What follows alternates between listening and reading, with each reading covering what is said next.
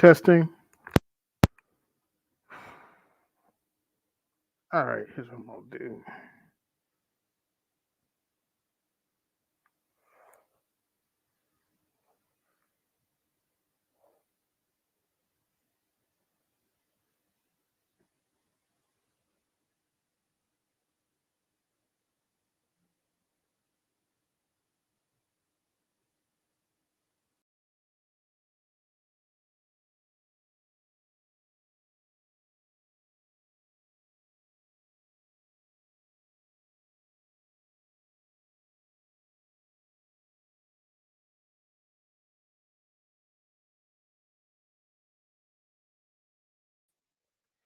All right, sorry about that. What's good, y'all? AB Media 83 here, and if you didn't hear me the first time, I'm gonna say it one more time for you. Whoops, not that one. I'm gonna say it. I'm gonna say it just one more time for you. Warning: if you vote blue, no matter who, your butt is about to hurt. Nobody, and I do mean nobody, is going to kiss the Democrat Party's ass for you. If you don't like it, you can always go kick rocks. Now that we got that squared away, hope everybody's doing all right tonight. Plan to have a decent show tonight. Okay. If I'm not mistaken, the convention hasn't even really started yet, and it's already a clusterfuck. A major clusterfuck.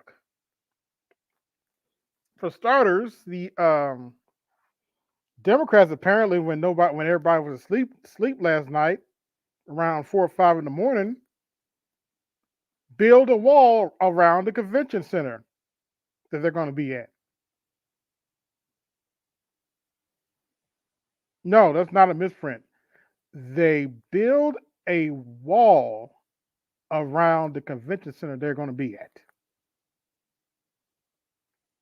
They can't protect the border of this country from illegal migrants coming in, but these motherfuckers built a wall around the convention center to protect them from criticism, allegedly.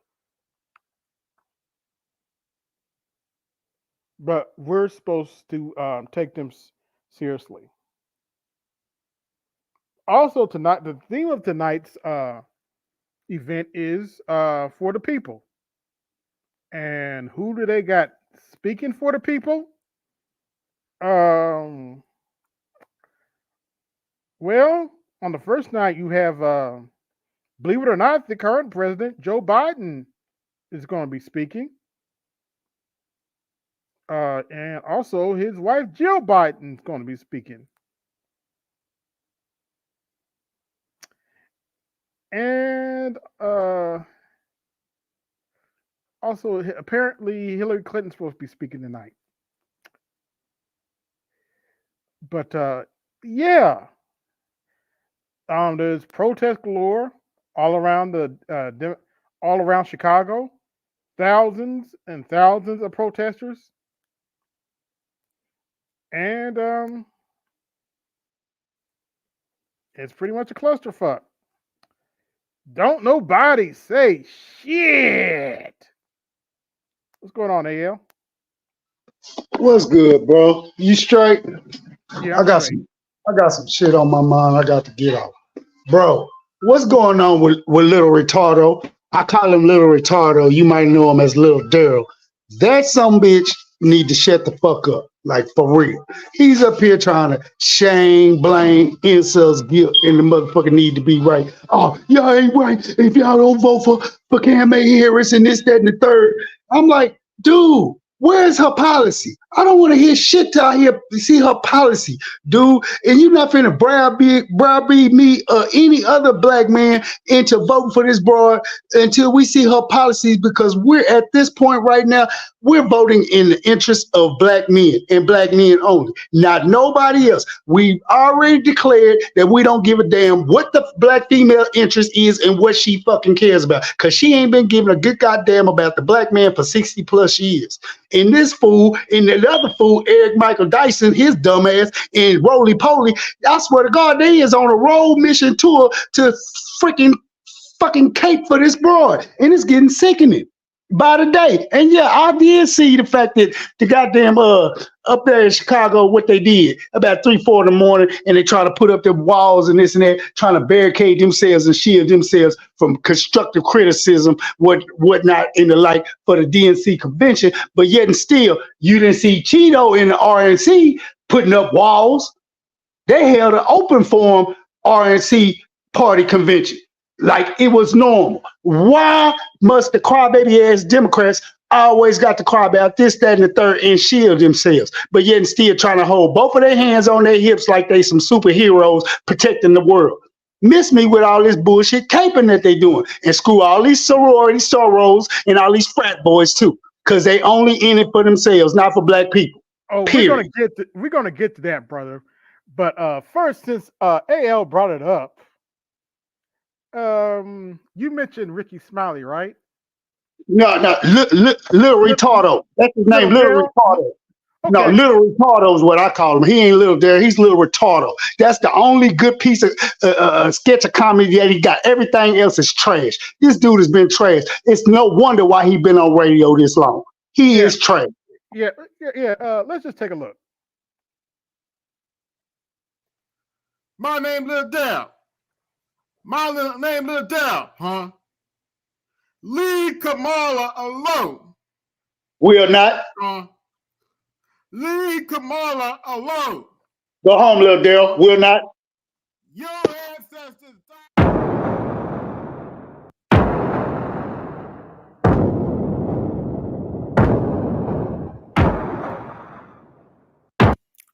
What's good, y'all? AB Media 83 here. And today we're going to be talking about Lil Dell. My name is Lil Dell. Lil Dell wants you to leave Kamala alone. Don't nobody care about Lil Retardo. Leave Kamala alone. No, Lil Retardo. All right, let's get into it. People on the internet talking about I'm not with her. Okay, so if you're not, no, I'm not with her. Get over it. Damn right we not with her. That means you with Trump. Y'all need to block every. Yes, we are with Trump, and we make no bones about it, and we're unapologetic about it. Why you crying, Little Retardo? The point being what? Get over it. Ask one of their asses on Facebook and on Instagram and social media. By the way, if you're not with Trump, that's perfectly fine. That doesn't mean we have to go kiss the Democrat Party's ass. Absolutely. And stop. Like that's just garbage. Yeah. It's just garbage. No, garbage is black people like you trying to make other black people Democrat Party's ass. Everybody be united? Can't be like we do not need to be united on kissing the Democrat Party's ass. Agree on a damn. We do not need to agree to kiss the Democratic Party's ass. We've been doing that for 50 years. We're not paying you, little girl. On a hot dog. I always complain. Black folks get. So what? Not everybody likes chicken. Let that person get a hot dog. Lord knows I ain't ate another 20, 25. I'm so glad you. Wait. To be fair, Go on and go in, brother. Go in.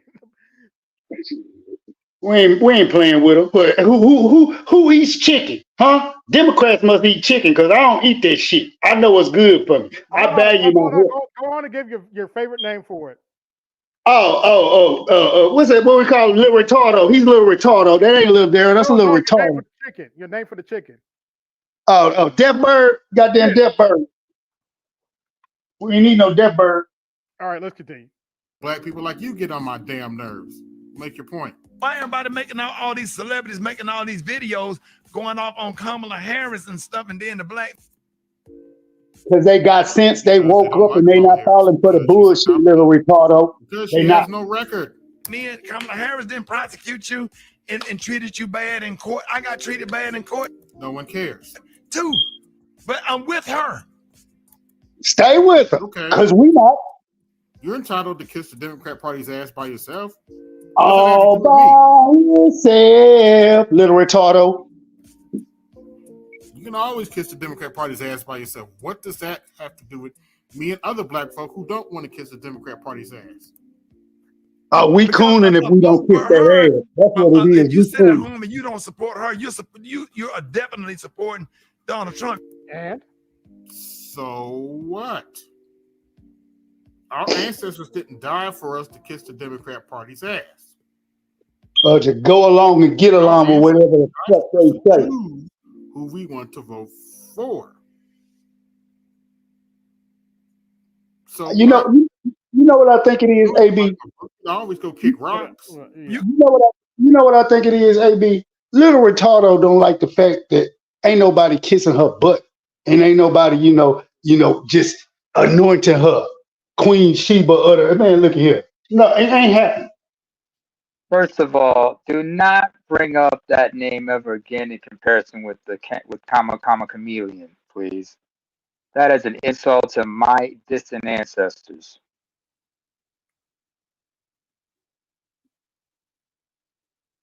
Yo, can y'all hear me?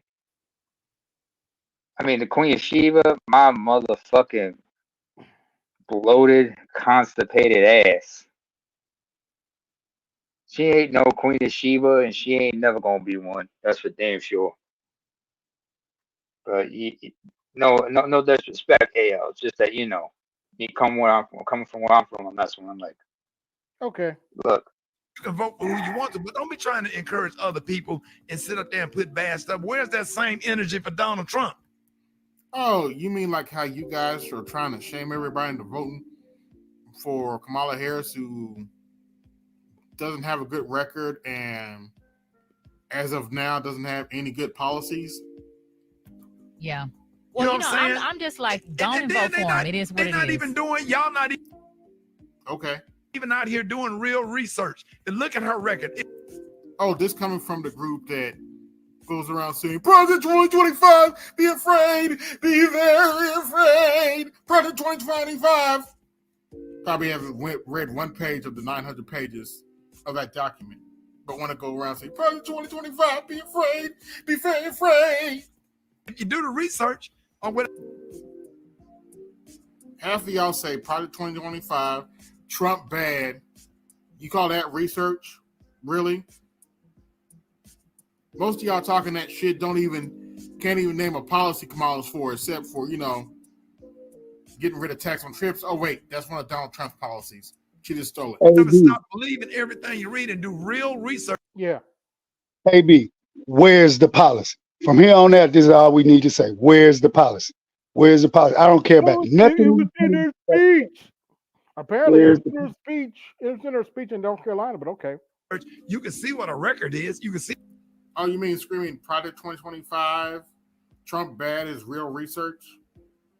Really, Lil Daryl? Really, Lil Daryl? What she have done. I think you can Google what have Kamala Harris done for the black community. No, you can't. She still, and I just checked, she still doesn't have any policies on her website. Nothing. Where's the policy, little retardo? Where's the policy? And kept black men past their sentences. She's done that for the black community. Are things that black people benefit from a lot. We need to stand with her. For what? What has she really done for the black community? We need to stand with her. Why? Why? She's great. She will make a great president. Let's see. Her vice president wants to put tampons in the men's bathroom. She has a scathing record of wrongfully locking black men up, and she locked black single mothers up for truancy if their kids happen to miss school. So that would make a great president. Not to mention she has a nasty attitude. I'm speaking. You think I'm speaking is going to work on somebody like Vladimir Putin and or Xi Jinping? You think I'm speaking is going to stop a world war? Something to think about. And what a blessing to be living in a time where a black woman can become president of the United States. First of all, this is really not even about black women. There are far more qualified black women that could be president. Condoleezza Rice, hell, even Michelle Obama, but Michelle Obama doesn't want to run. And quite frankly, I don't blame her. Of America in our time, we get a black man and a black woman become president. That's unheard of. Come on, man. Stop it. Messy. Be on Stop the right it, black side of people. history. Be on the right side of history. Who I go in here?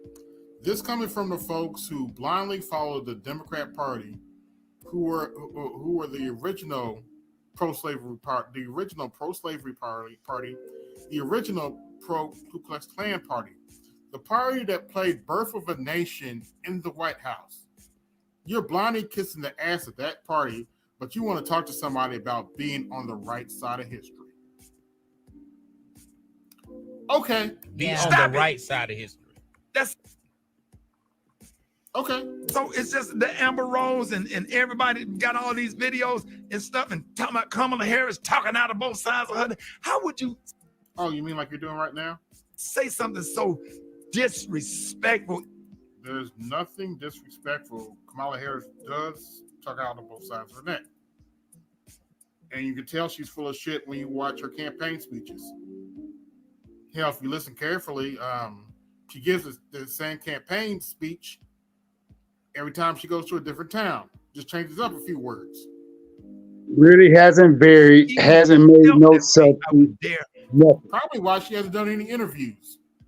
Oops, did I Did say that? not. Did I say that out loud? Yes, you Probably why did. she She doesn't did take not. questions from the crowd like Donald Trump does. Oops, did I say that out loud? Make a video Yes, or you say did. nothing like that to the vice president of the United States.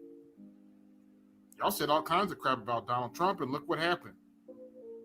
Y'all said all kinds of stuff about Donald Trump after he got shot. Make your point. Of America that's trying to stand up and that's going to possibly pick 2 United States Supreme Court justices. Hey, AB, you heard what she did. You heard what she did. She Black women, snubbed. She snubbed. I can't tell you what a biological woman is, but you want What'd you say?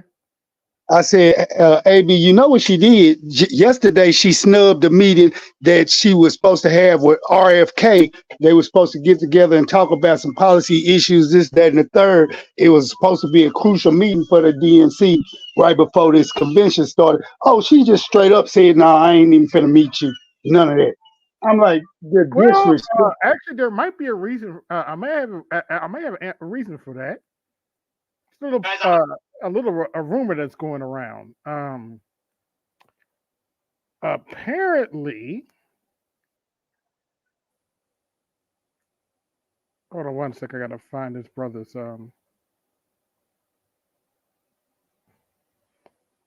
Apparently, the reason she hasn't been doing interviews is because the her own staffers can't keep her sober. Wait a minute. What you say? You saying we got a flush head on the ticket? That's the rumor. Yeah, what? Apparently, her own staffers can't keep her sober. Meaning? She. What do you mean so? Oh, that's basically the last thing we need. Look, I do not need a slush head, drunken ass Indian / Jamaican waking up at 3 a.m. to take a critical phone call that might be the cause and effect in either the salvation and livelihood of the United States of America or the demise of it because she's a fucking slush. Oh, hell no. So she boozing and losing. Okay. Damn. Yeah. But that's allegedly the reason why she hasn't been doing any interviews. What's going on, Indigo Flow? For those of you just coming in, like, share, subscribe, hit my cash app, support the show. Hit Bongo the super chat, Savage, what support do?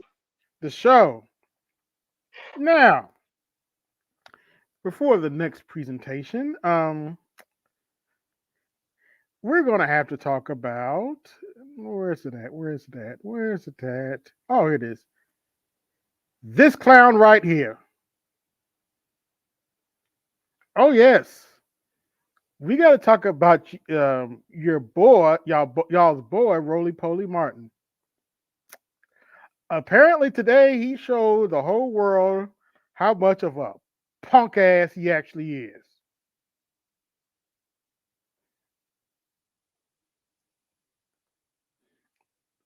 And if you don't know what I'm talking about, somebody pulled up on Roly today.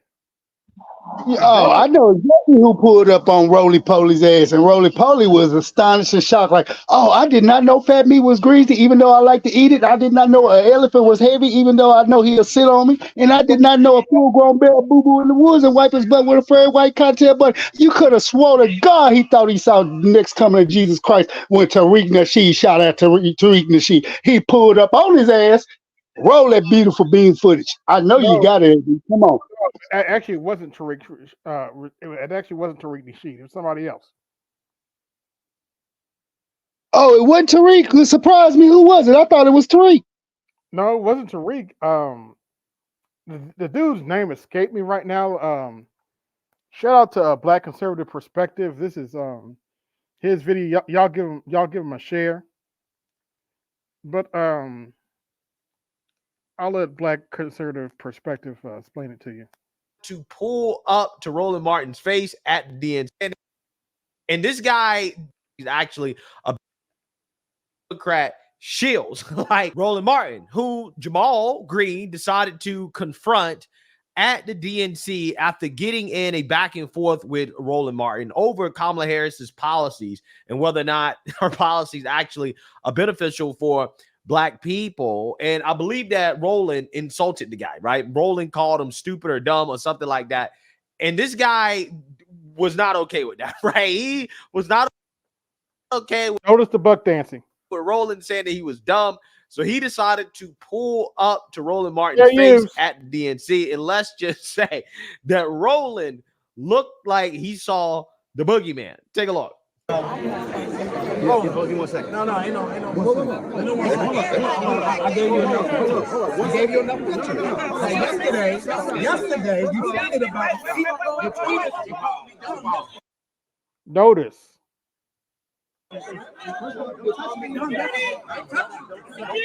Notice. Roland's hiding behind the church ladies.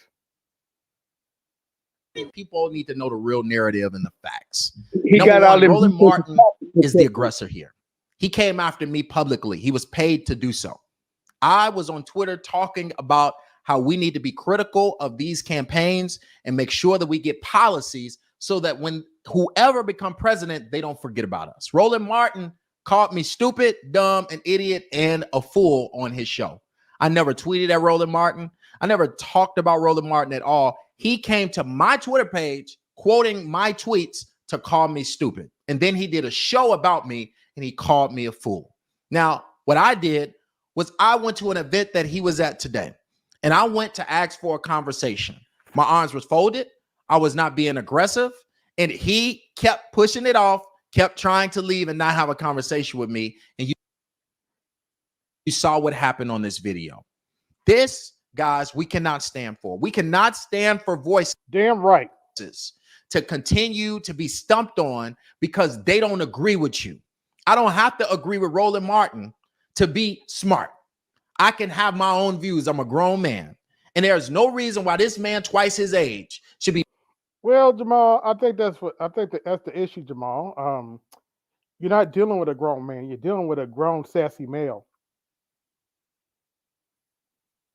I think that's the whole issue to begin with. Be publicly calling me stupid, dumb, and a fool. But when I approach him in public, he has nothing to say to me. You got to do better. And we got to do better to stop supporting these guys who are disrespecting the voices who are doing the actual work. Yeah. There you have it. Roly Poly showed the world how much of a punk ass he actually is. And if I was Jamal Brown, I hit him with a defamation of character lawsuit. Why you bullshitting? Right, security. But that's your butthurt blues, no matter whose. But that was bound to happen because if you ever watch Roland's show, he talks a whole lot of shit. In fact, I personally got into it with him back after the 2022 elections. He called people who didn't vote in 2022 a punk ass. Well, I didn't vote in 2022, so I took the midterms. Huh? You mean the midterms of 2022? Midterms, yes. Okay. Well, I took offense to it. So I made a whole short on him, and I pretty much said this, and I would say it to his face now. In fact, give me 1 second here.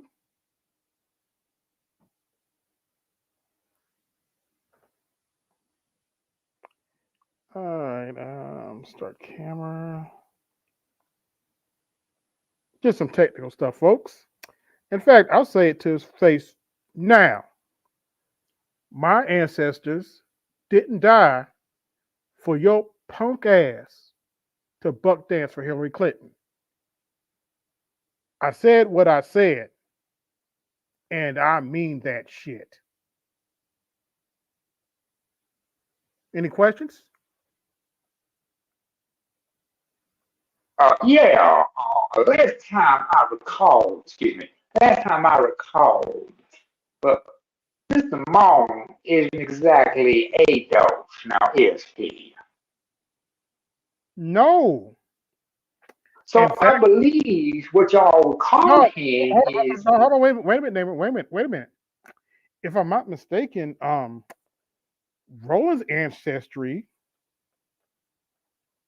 is from Haiti. And I find it interesting that he's a coon, considering what his ancestors did to the coons back in their day, back during the Haitian Revolution.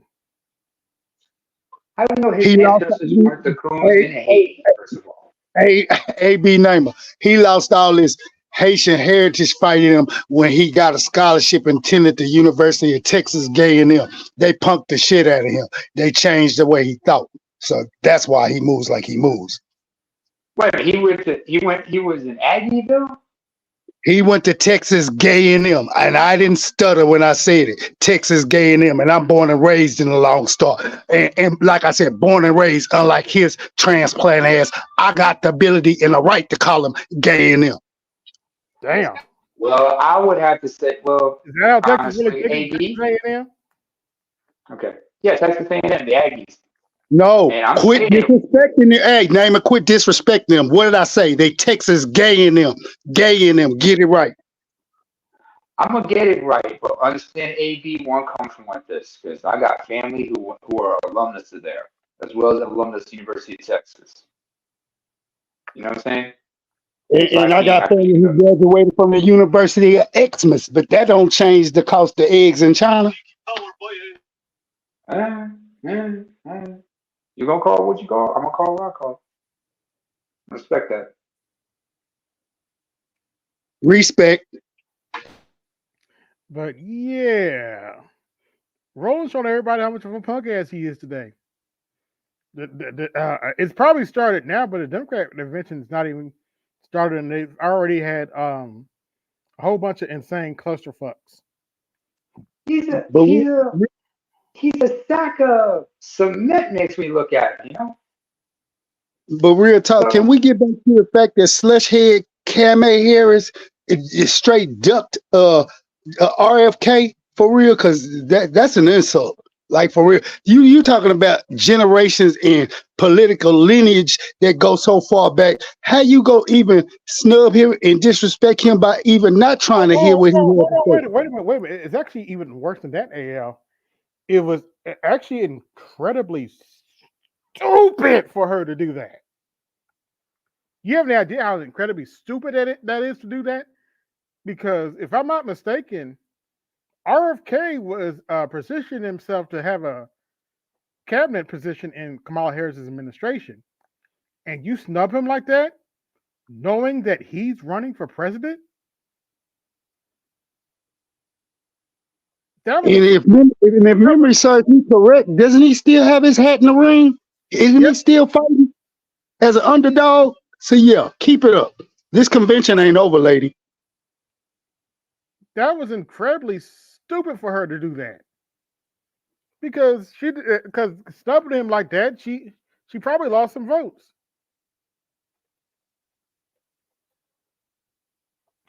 And if she took in the meeting, she would have gotten a whole lot more in his endorsement, correct? Yep. I'm trying to see if I can find a live feed of this convention. So she'd be losing and losing like crazy, huh?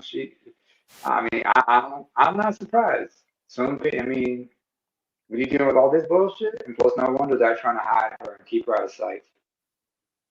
Just like the old Culture Club song, man.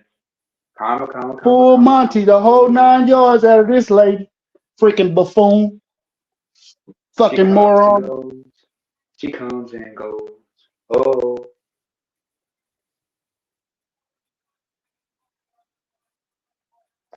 Yeah, I like the devil name. I like the devil name. Come, Yeah. Carmay.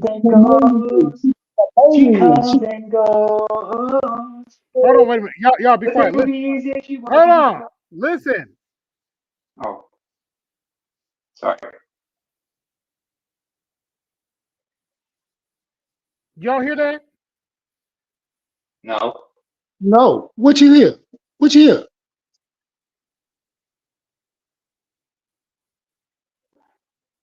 Her election prospects going down. Her campaign died. No, y'all don't. Wait a minute. Hold on. Wait a minute. Y'all don't hear that? They're booing Hear him. what? Y'all Oh, can't she's hear getting that? booed at the convention? She's getting booed at the convention? This is the convention. Oh, She's getting Lord. booed? Yeah, they booing this guy. Wait, just listen.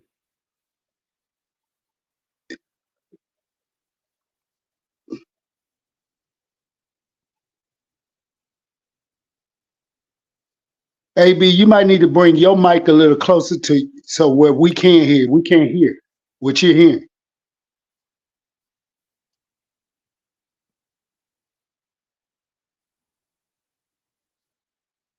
Oh, I'm sorry. Wait a minute. I'm sorry. Hold on. Wait a minute. My bad. My bad. I thought it was live. And My the bad. UAW will take You was whatever hogging action it out for necessary at yourself. We know. Stellantis or any other corporation to Did y'all hear stand that? up and hold corporate America accountable. And when the UAW stands up, we know who stands with us and who stands against us. Donald Trump laughs about firing workers who go on strike.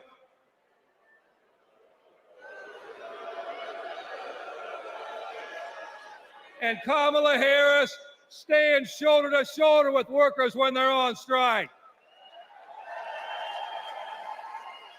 And that's the difference between Kamala Harris and Donald Trump, the scab. Just a side note, the leadership of the unions have supported Kamala Harris. The actual union members support Donald Trump. Something to think about. They want to take those frustrations, they want to blame it on race.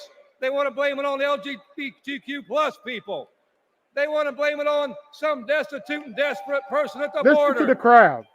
They do that because they want working class people to be divided and to focus and keep the focus off the one true enemy, corporate greed.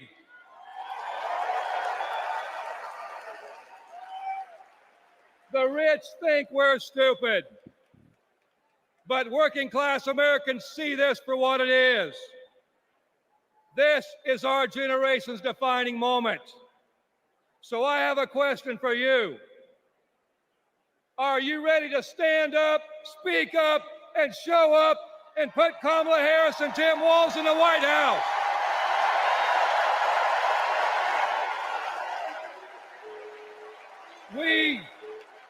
We need a defender of the working class in the White House, someone who is one of us and someone who knows how to fight. And that fighter is the next president of the United States, Kamala Harris.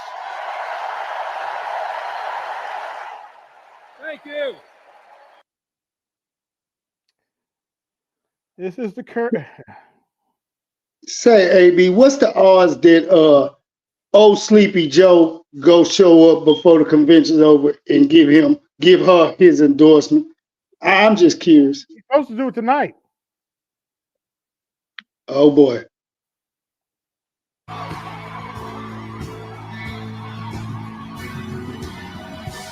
you, Chicago! Thank you, Chicago, for your energy. Thank you, Kamala Harris and Tim Walz, for your vision.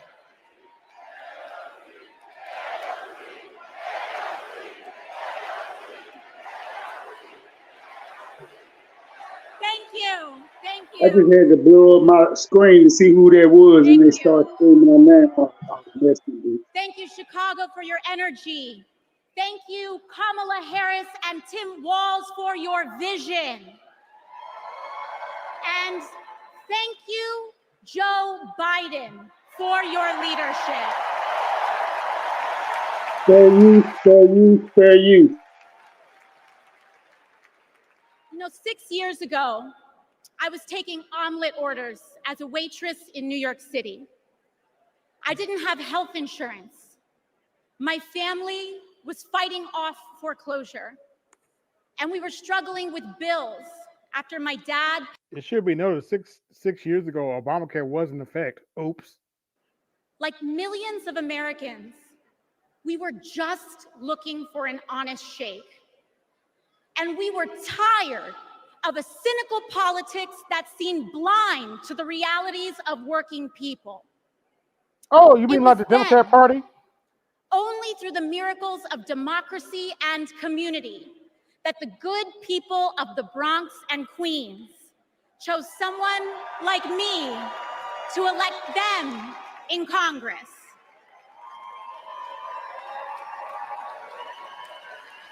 And America, in my heart, I know from that same cloth of hope and aspiration, we will also elect Kamala Harris and Tim Walz as presidents and vice presidents of the United States of America.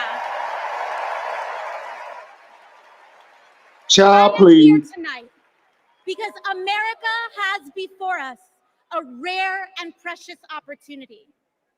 In Kamala Harris, we have a chance to elect a president who is for the middle class because she is from the middle class. She understands the urgency of rent checks and groceries and prescriptions.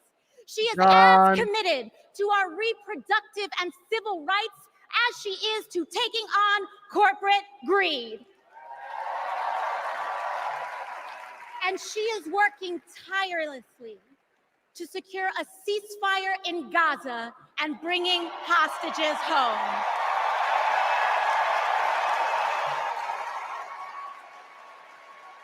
In Kamala Harris, I see a leader who understands. I see a leader with a real commitment to a better future for working families. And Chicago, we have to help her win. Because we know that Donald Trump would sell this country for $1 if it meant lining his own pockets and greasing the palms of his Wall Street friends. And I, for one, am tired of hearing about how a two-bit union buster thinks of himself as more of a patriot than the woman who fights Blah, blah, blah. working people out from under the boots of greed, trampling on our way of life. The truth is, Don, you cannot love this country if you only fight for the wealthy and big business. To love this country is to fight for its people, all people, working people, everyday Americans like bartenders and factory workers and fast food. Just look at her body language. Can you take her seriously?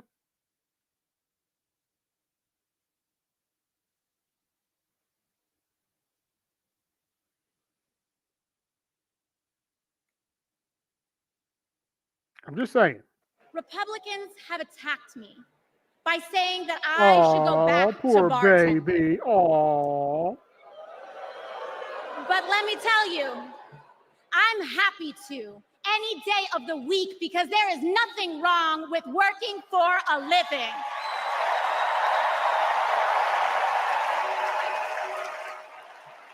Hey, y'all like, share, subscribe, hit the Cash App, support the show. Hit the Super Chat, support the show. I'm showing this live. Leaders like Kamala and Tim. But Chicago, just because the choice is clear to us does not mean that the path will be easy. Over the next 78 days, we will have to pour every ounce, every minute, every moment into making history on November 5th. But we cannot send Kamala and Tim to the White House alone. Together, we must also elect strong Democratic majorities in the House and in the Senate so that we can deliver on an ambitious agenda for the people. Because if you are a working parent trying to afford rent and childcare, Kamala is for you. If you are a senior who had to go back to work because your retirement didn't stretch far enough, Kamala is for you. If you're an immigrant family just starting your American story, Kamala is for you. America, when we knock on our neighbor's door, organize our communities, and elect Kamala Harris to the presidency on November 5th, we will send a loud message that the people of this nation will not go back. We choose a new path and open the door to a new day, one that is for the people and by the people. Thank you. Thank you very much. God bless. God bless you all.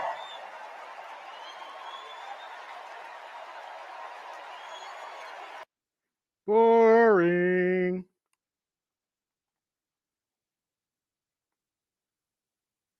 Who's up next? That was a big old yawn for me, period. Who is this? So Kamala Harris's story begins in a middle-class neighborhood in the East Bay. Yeah, in a modest apartment above a nursery school, in a close-knit community where people looked out for one another, with a mother who instilled in Kamala Harris the core principles that have defined her life in public service. These are the experiences that made her the leader she is today.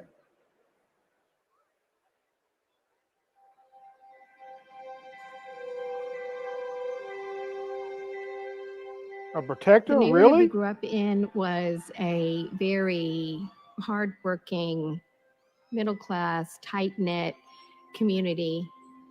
Families going to church on Sunday, kids playing in the front yard, Mommy got us these bright blue matching bikes with banana seats, and we were surrounded by caring adults.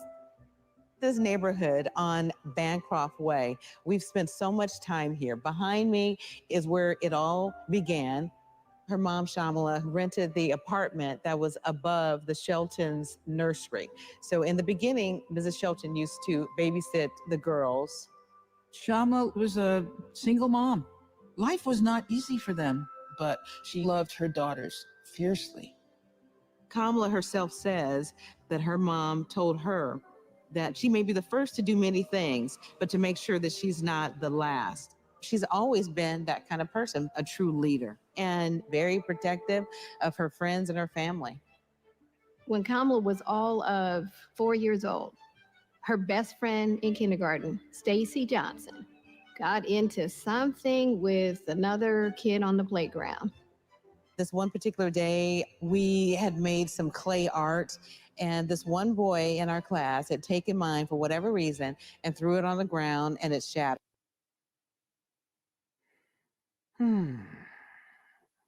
We'll wait for that to finish because I don't know. I don't know if they're gonna copyright that or not with that music in the background.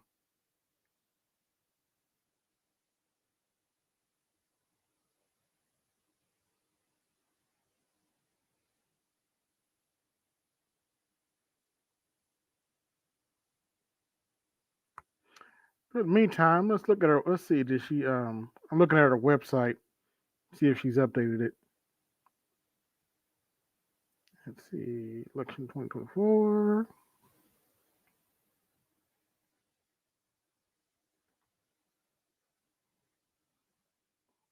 Yeah, still no policies. But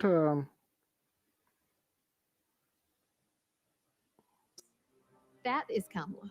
She can't help herself from standing up for people and standing up for what she thinks is right. She has been that way our whole lives. Being a protector is what led her to become a prosecutor. Looking back now, I could say it was her calling.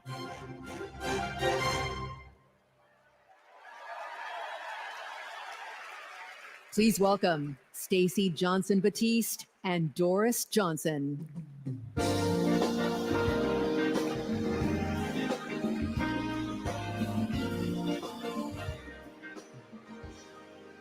Good evening. I'm Stacey Johnson Batiste, and this is my mom, Doris Johnson.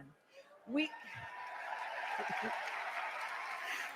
are so excited and honored to be here with you. Kamala and I have known each other for a long time. We met at Berkwood Hedge School. We hit it off immediately, and a funny story. Just to interject here for a little bit. I'm streaming this directly off the Democratic National Convention YouTube page, and guess what's disabled? The chat. The chat is disabled. But they're supposed to be fighting for democracy, right? Can y'all hear me? Yeah, just give me a minute. Okay. A little preoccupied here. But the chat is disabled on this live feed.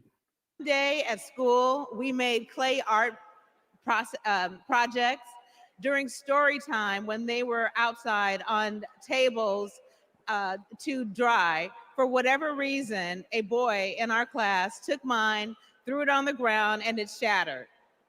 Kamala jumped in between him and me and said something that made him so mad, he picked up a rock or something and hit her on the head. Blood came streaming down. The school called Shamala to come take her to the hospital. The stitches she got left a scar over one of her eyes. She still has it. That's the kind of person Kamala has always been from the very beginning. Someone who doesn't hesitate to stand up for what's right, to take up for the underdog, and to stand up to bullies.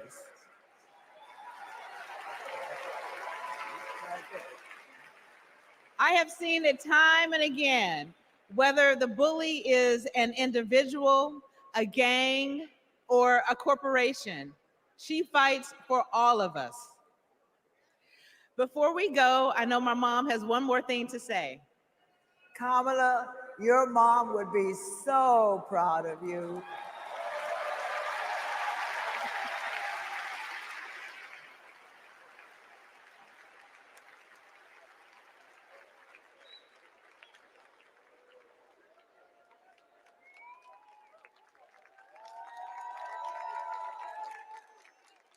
Please welcome former Secretary of State Hillary Clinton. Oh, here we go. Here we go.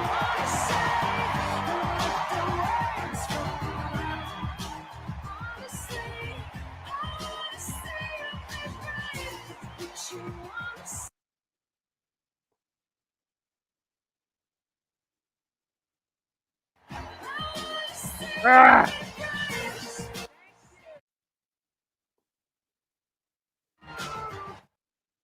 Thank you so much. Thank you.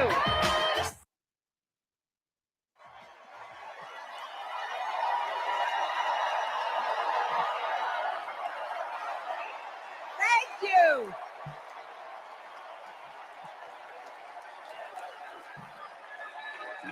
Thank you all so much.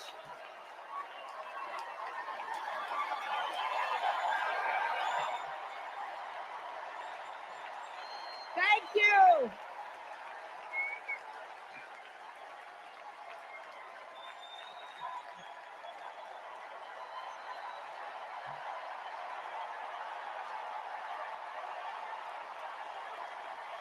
Thank you, my fellow Democrats. Thank you, my fellow Americans.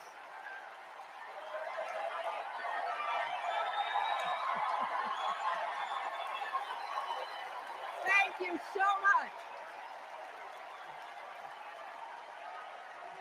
You know,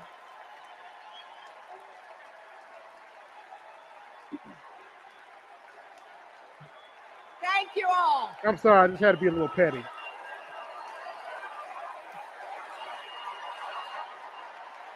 Thank you. Thank you. Thank you. Thank you. Thank you so much. Wow. There's a lot of energy in this room, just like there is across the country.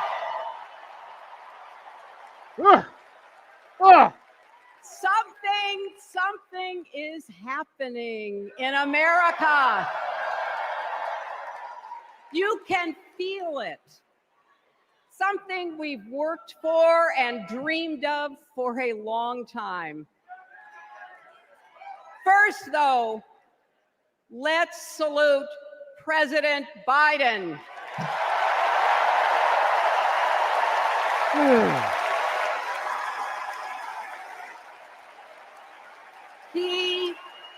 He has been democracy's champion at home and abroad. He brought dignity, decency, and competence back to the White House. Don't forget he funded the genocide.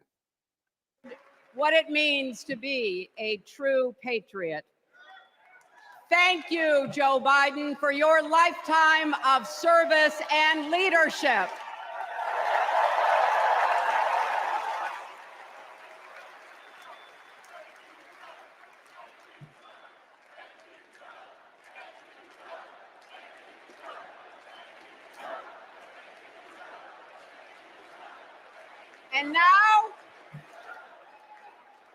And now we are writing a new chapter in America's story. You know, my mother Dorothy was born right here in Chicago before women had the right to vote. Yawn. That changed 104 years ago yesterday. Think about it. Tennessee became the final state.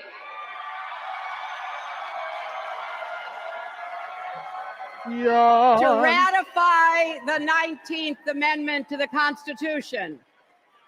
The state legislature was deadlocked until one lawmaker's mother, a widow who read 3 newspapers a day, sent a letter to her son. "No more delays," she wrote. "Give us the vote." And since that day, every generation has carried the torch forward. In 1972, a fearless Black Congresswoman named Shirley Chisholm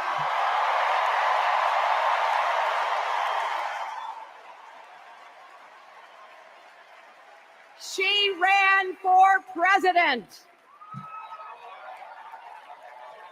And her determination let me and millions of others dream bigger, not just because of who she was, but because of who she fought for.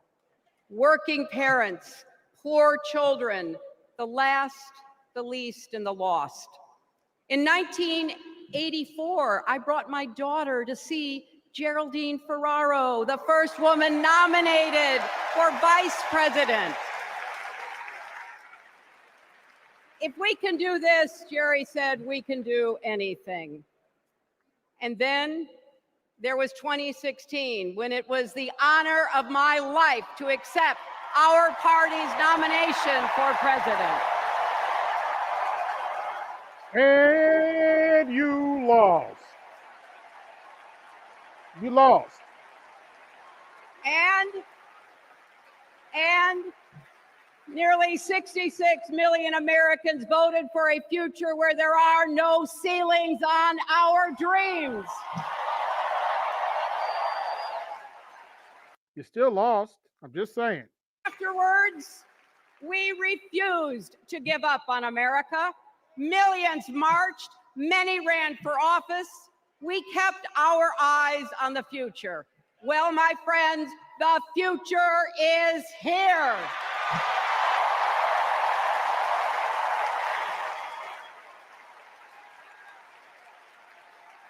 I wish my mother and Kamala's mother could see us. They would say, keep going. Shirley and Jerry would say, keep going.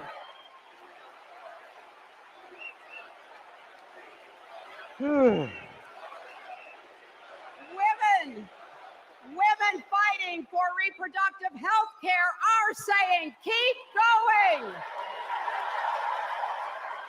Families building better lives, parents stretching to afford childcare, young people struggling to pay their rent. They're all asking us to keep going.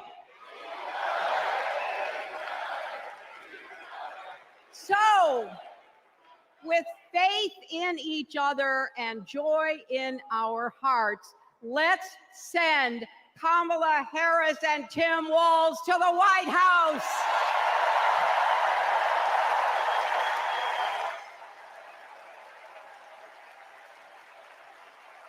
You know, the story of my life and the history of our country is that progress is possible, but not guaranteed. We have to fight for it and never, ever give up. There is always a choice. Do we push forward or pull back? Come together as we the people, or split into us versus them? That's the choice we face in this election. Kamala has the...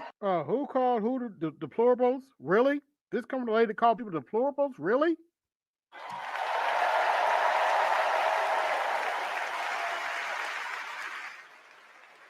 I know her heart and her integrity.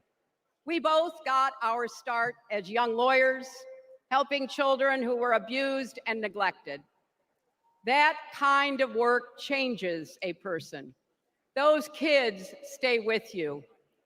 Kamala carries with her the hopes of every child she protected, every family she helped, every community she served. So as president, she will always have our backs,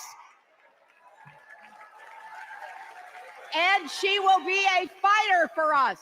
She will fight to lower costs for hardworking families, open the doors wide for good-paying jobs, and yes, she will restore abortion rights nationwide.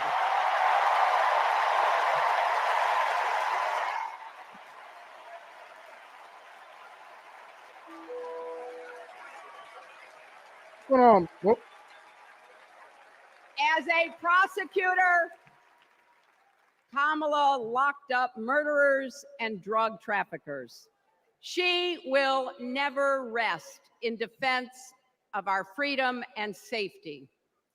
Donald Trump fell asleep at his own trial, and when he woke up, he made his own kind of history, the first person to run for president with 34 felony convictions.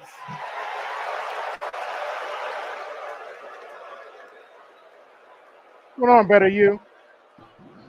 Nothing much, brother. How you doing? President, All right, just watching this bullshit right as here. vice president, Kamala sat in the situation I'll room. see.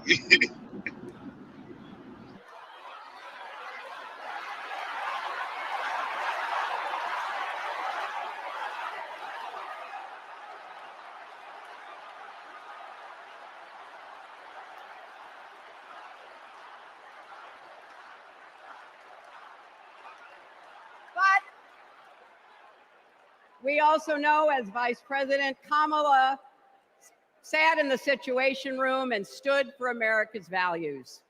I know what it takes, and I can tell you. Is it me or are all the Democrat chants lame? I'm just saying. They don't have any creativity, man.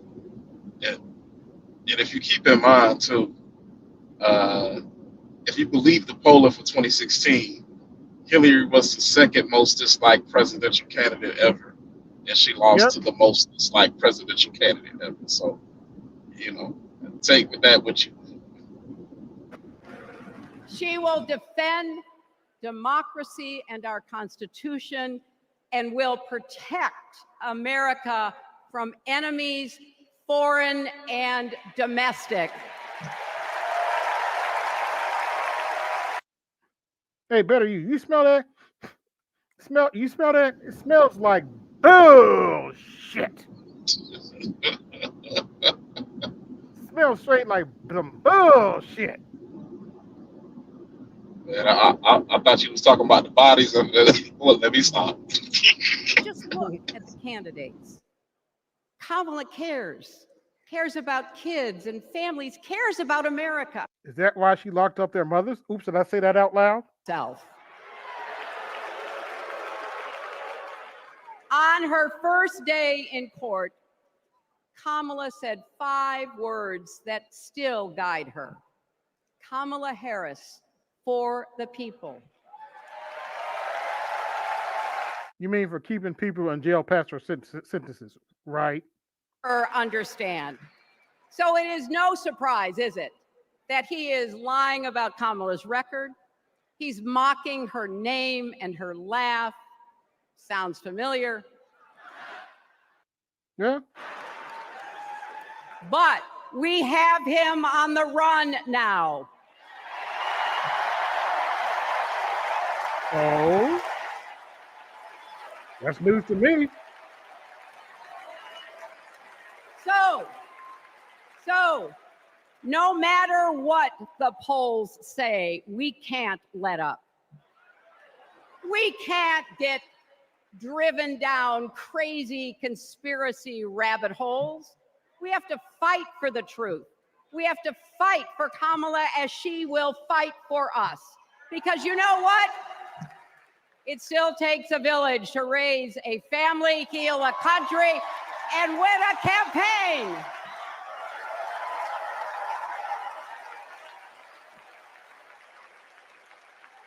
And America needs every one of us, our energy, our talents, our dreams.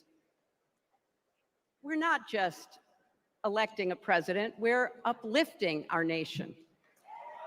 We're opening the promise of America wide enough for everyone.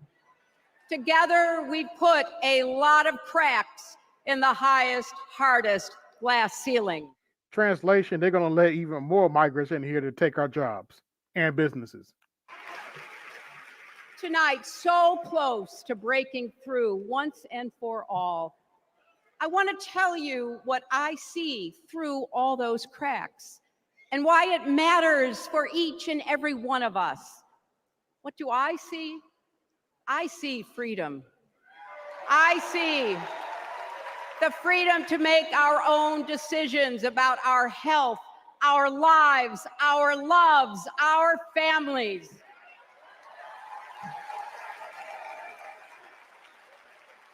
The freedom to work with dignity and prosper, to worship as we choose or not, to speak our minds freely and honestly.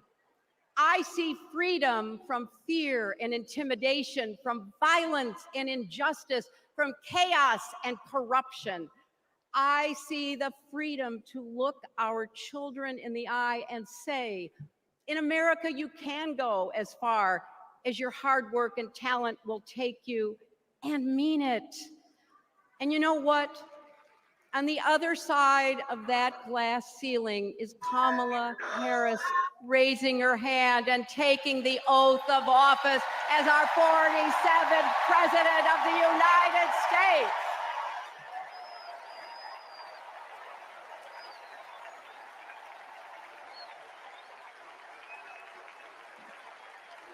Because, my friends, when a barrier falls for one of us, it falls. It falls and clears the way for all of us.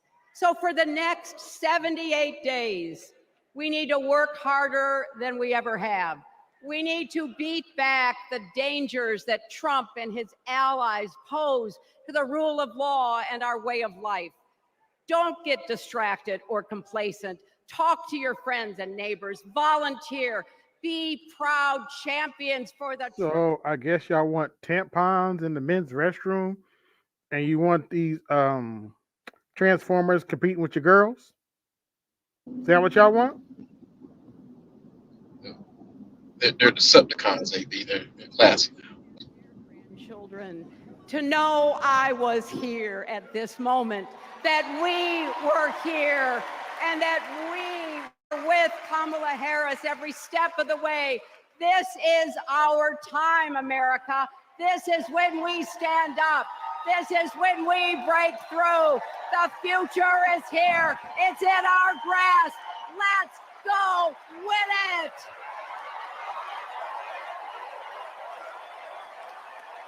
This is my fight song. Take back my life song. Sorry, I don't know if I'm going to get copyrighted or not with that when they play music like that.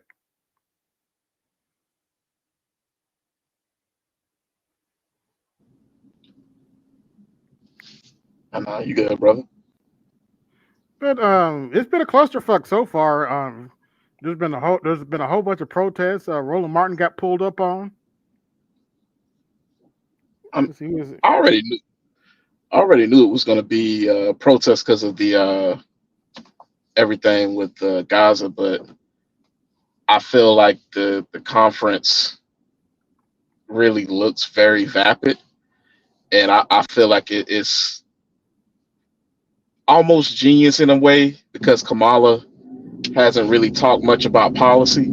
I know she did like a little dump a couple days ago, but even that she ain't put on our website.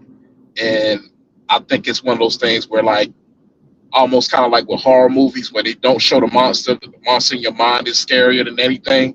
I think she's kind of doing a similar thing with the policy. Like if I don't talk about the policy, whatever they think I'll do is better than anything I'd ever say.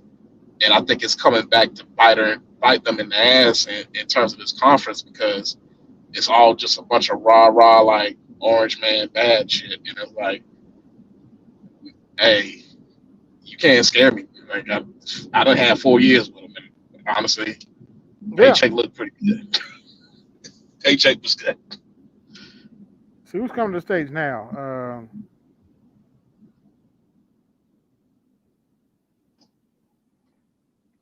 That Jim Clyburn?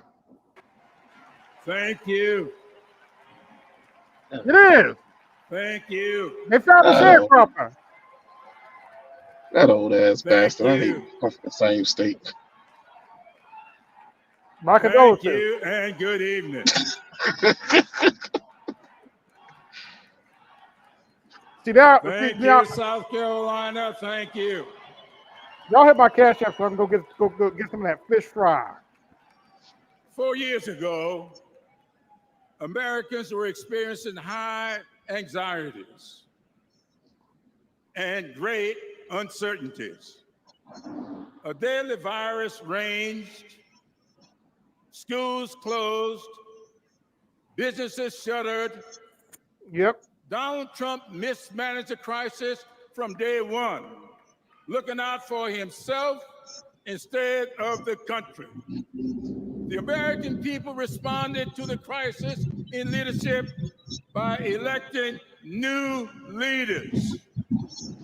Thanks to Joe Biden and Kamala Harris, we reopened our schools, brought back our businesses, and restored our faith in the American can-do spirit.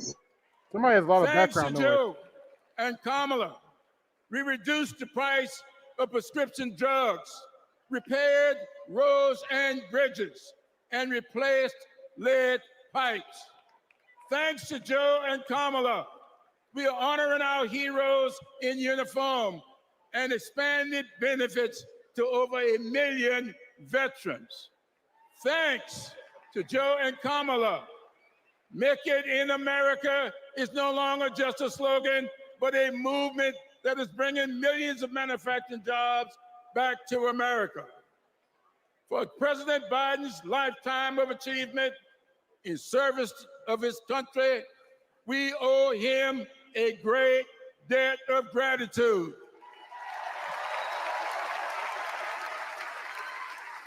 And we're all grateful for one of the best decisions he made, selecting Kamala Harris as his vice president and endorsing her to succeed him.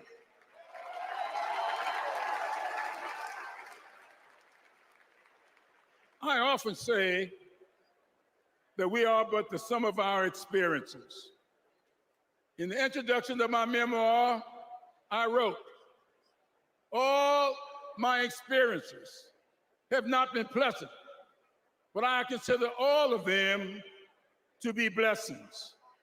So has been the case with Kamala. Her experiences have prepared her for this moment. Kamala Harris is a true battle-tested leader, a district attorney, attorney general, senator, and vice president who gets things done. While Donald Trump has been bragging about how he overturned Roe, Kamala has been fiercely advocating for the respectation of reproductive freedoms. While Trump has been looking out for himself and his billionaire buddies, Kamala has been fighting to lower costs for all Americans. And while Trump falsely pleads ignorance, Is that why the grocery prices are still out of control? is Jim Crow 2.0. Kamala has been offering the American people enlightened proposals and visionary leadership. Having grown up in a parsonage, I often look to the good book for understanding and guidance. As 2 Corinthians informs, we are troubled on every side, yet not distressed. We are perplexed, but not in despair, persecuted, but not forsaken, cast down, but not destroyed, Our great democracy has been tested, and so has the basic goodness of the American people. But our resolve to remain a great country with freedom and justice for all will not falter. We will continue our march toward a more perfect union, united in our common purpose and emboldened by our resolve to elect Kamala Harris and Tim Walz as the next president and vice president of these United States of America. Thank you and Godspeed. Since he wants to quote scripture, two can play that game. Matthew 7, verse 6. Do not give dogs what is scarce. Do not throw your pearls to the pigs. If you do, they may trample them under their feet and tear you into pieces.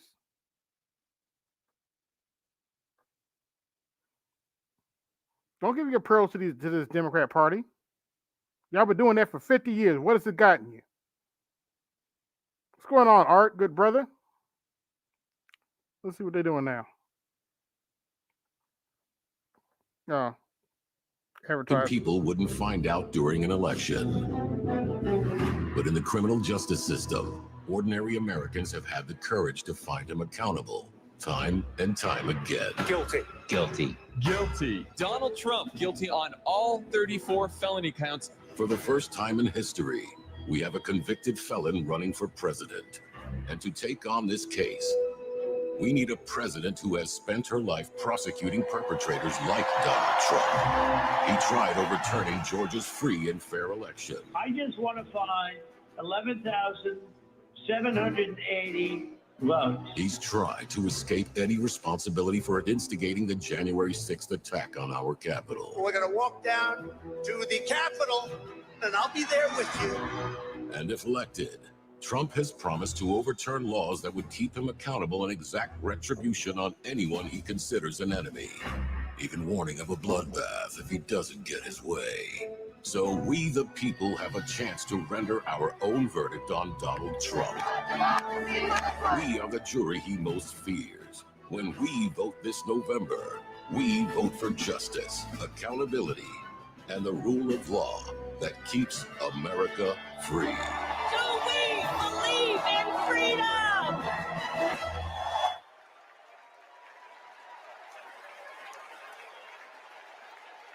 Please welcome Maryland Representative Jamie Raskin.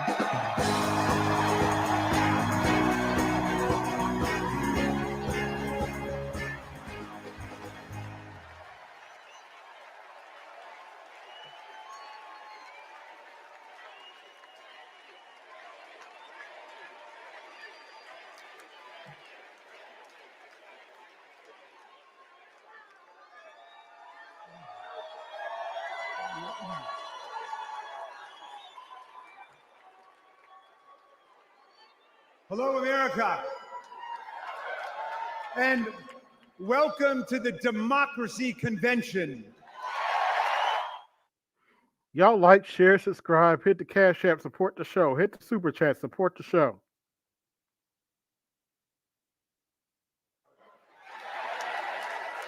It's been a little rough on Capitol Hill, where it's not just the heat, it's the stupidity.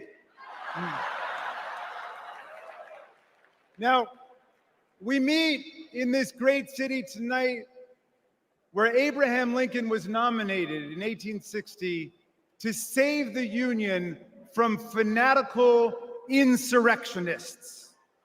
Who were mostly part of the Democrat Party. Oops, did I say that out loud? Democrats in 1940 to defeat fascist dictators. Now, we fight in our time to defend our freedom and our democracy against the banana Republicans who have converted Lincoln's party into a dangerous cult of personality. This coming from the people promoting a candidate who hasn't shown any of our policies and hasn't done a straight interview. But you want to talk about cult of personality. Really, bruh? Really? Taunted and attacked. 140 of them wounded by extremists wielding baseball bats, steel pipes, even American flags. 5 people died that day, and 4 more of our officers took their own lives in the days and weeks to come. All of this after Trump was defeated by more than 7 million votes by the great Joe Biden.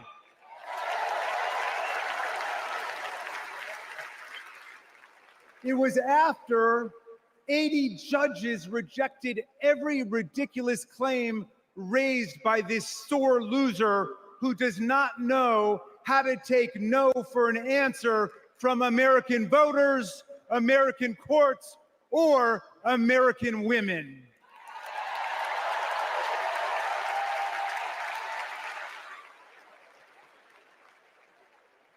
Remember what the mob chanted as they stormed the Capitol and injured our officers? Hang Mike Pence. Someone should have told Donald Trump that the president's job under Article 2 of the Constitution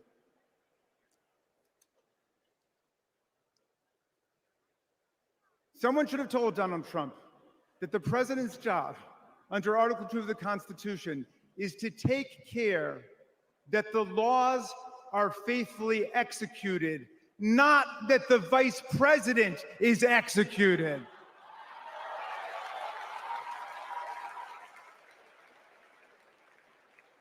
Pence has now joined more than 24 officials from Donald Trump's own administration in denouncing him, an historical record. And Pence is the first vice president in more than 2 centuries not to support the president he served with in a general election. And by the way, J.D. Vance, do you understand why there was a sudden job opening for running mate on the GOP ticket? They tried to kill your predecessor. They tried to kill him because he would not follow Trump's plan to destroy and nullify the votes of millions of Americans. Your votes, Pennsylvania. Your votes, Michigan. Your votes, Georgia, Nevada, Arizona. Are we going to go back to the days of election suppression and violent insurrection?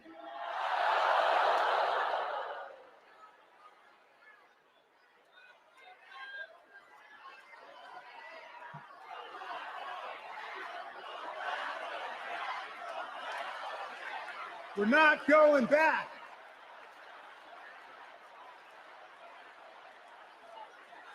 Well, look, 1 week after that beautiful day, as Trump calls it, the Republicans, 10 Republicans, joined all of the Democrats to impeach Trump for the worst high crime and misdemeanor ever committed by a president, inciting insurrection against our own Constitution.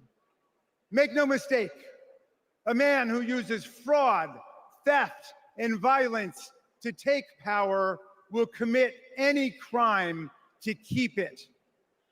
And now Trump's promising to pardon hundreds of his fellow criminal convicts and insurrectionists. He calls for, quote, the termination of all rules, regulations, and articles, even those in the Constitution. My friends, are we the people going to let Donald Trump terminate our Constitution and obliterate the blessings of liberty for our posterity? That's right. we're going to elect Kamala Harris.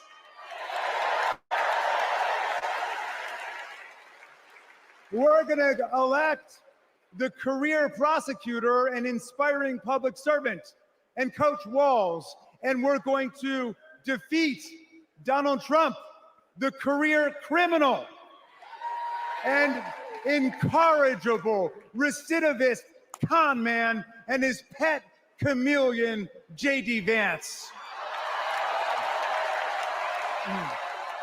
Boring.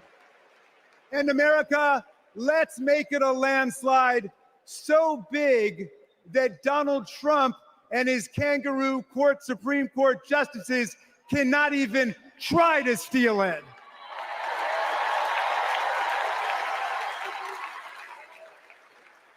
Let's make every vote count. Let's make sure every vote is counted. Let's let freedom ring, and let's let democracy work in America.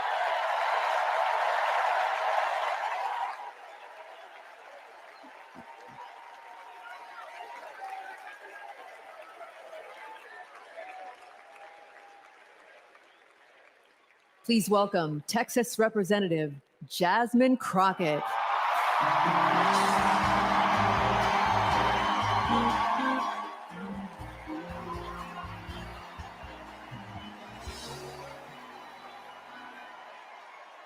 Well, good evening, America!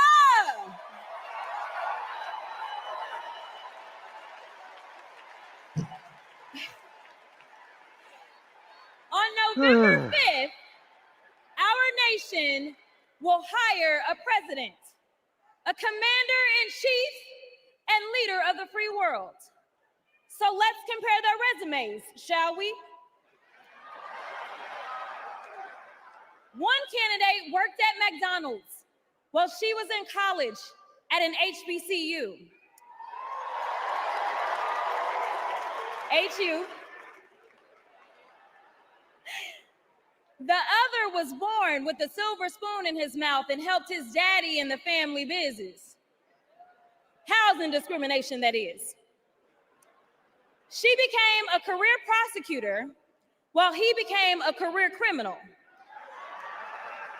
With 34 felonies, 2 impeachments, and 1 porn star to prove it.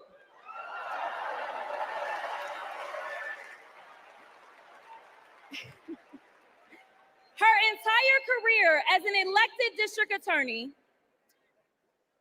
attorney general, and senator, she's always worked for one client, the people. Meanwhile, he's a 78-year-old Willie Brown. Willie Brown. Willie Brown. and cheat, known for inciting violent mobs. Listen, y'all.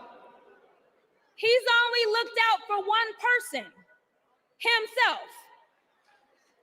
As women are dying, he is bragging about overturning Roe. And y'all know I come from Texas. And right now in Texas, come on, Texas. But right now in Texas, they want to institute the death penalty. That is a problem. While Kamala Harris is fighting for our reproductive rights to be restored. She is also the leader we need on the global stage. She helped secure the release of Americans wrongfully detained in Russia. At the same time, he cozies up to his role model, Vladimir Putin, and MAGA holds legislation hostage here at home, critical resources to secure the border, military aid to Ukraine, and even the Farm Bill. She's lived the American dream while he's been America's nightmare.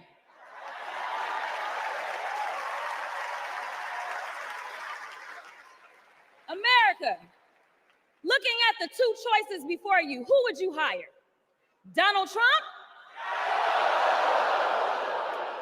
or Kamala Harris?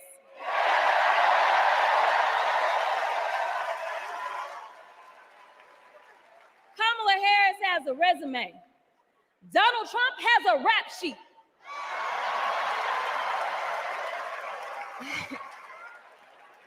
She presides over the Senate while he keeps our national secrets next to his thinking chair.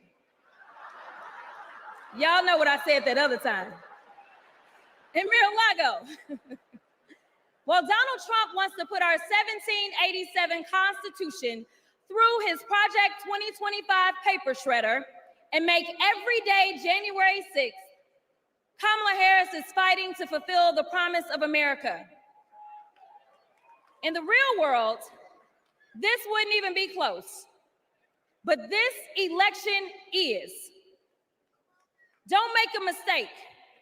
We are the underdogs in this fight, even though there is only one person qualified, only one person who's done the work and who has delivered the results. And she needs you. She needs your one vote this November. Can we count on you?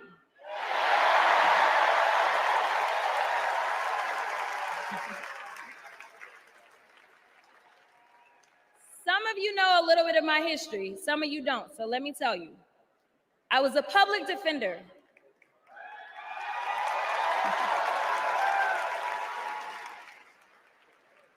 I did criminal defense as well as practiced civil rights law for almost 2 decades. I know a good prosecutor when I see one.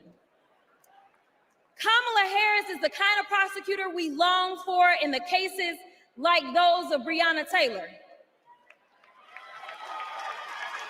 Yeah. She was the first attorney general in the nation to order that her officers wear body cams, and she started the Back on Track program to reduce recidivism.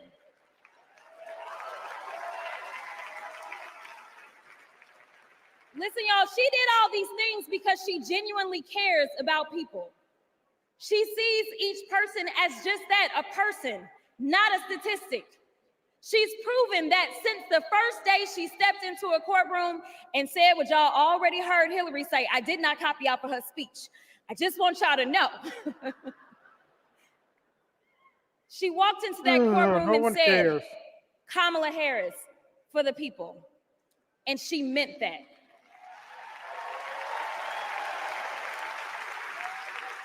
Many of you know her credentials, but what I love about Kamala Harris goes beyond her resume, is that she sees the humanity in everyone. She's the only candidate in this race who is capable of empathy. When I first got to Congress, I wasn't sure I made the right decision. The Chaos Caucus couldn't elect a speaker, and the Oversight Committee was unhinged. I was going through all of this when I visited the Vice President's residence for the first time. As I approached Vice President Harris for our official photo, she turned to me and asked, "What's wrong?" Mind you, we'd never met, but she saw right through me. She saw the distress. I immediately began crying.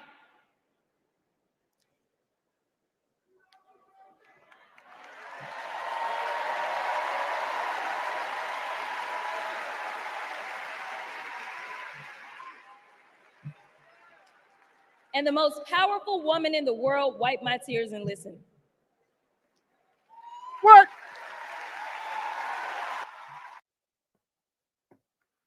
I'm sorry, I gotta take a break from that bullshit that I just heard. Oh boy.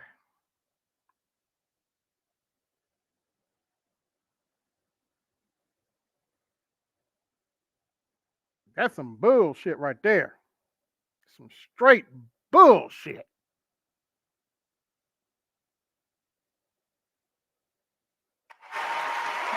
I'm gonna stop. Okay. The next month, I went viral for the first of many times to come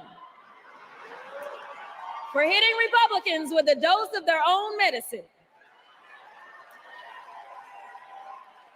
That brief but impactful interaction gave me my legislative legs, and I've been running ever since.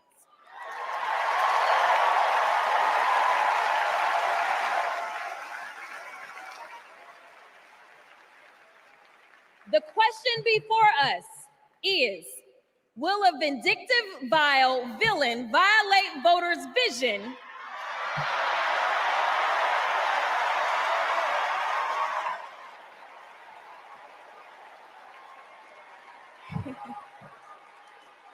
for a better America or not?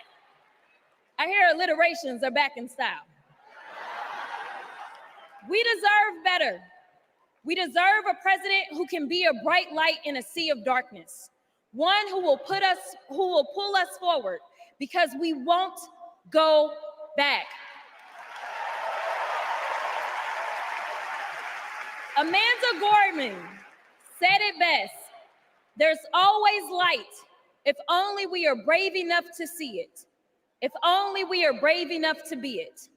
Kamala Harris showed me that light. And America, when she is our president, together we will shine as that beacon of hope and freedom around the world once more. God bless y'all.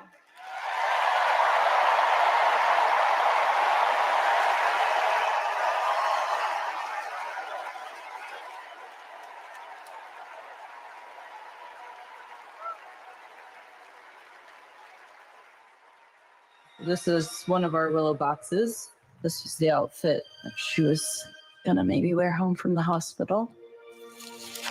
Here's her little the blanket that she was in. It's okay. No. For 54 years, they were trying to get Roe v. Wade terminated, and I did it, and I'm proud to have done it. I was punished for 3 days having to wait for either my baby to die or me to die, or both. I was stuck in this horrific hell of both wanting to hear her heartbeat and also hoping I wouldn't. There has to be some form of punishment. For the woman? Yeah, there has to be some form. I almost died because doctors were forced to follow Trump's abortion ban. Kamala will protect a woman's right to choose. We trust women to make decisions about their own body and not have their government tell them what to do. I have so much faith in her. And when Congress passes a law to restore reproductive freedoms as President of the United States, I will sign it into law.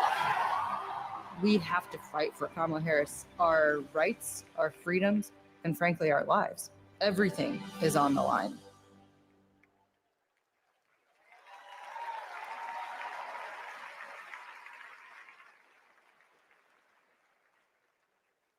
When you're expecting a baby, packing for the hospital should be a joyful moment.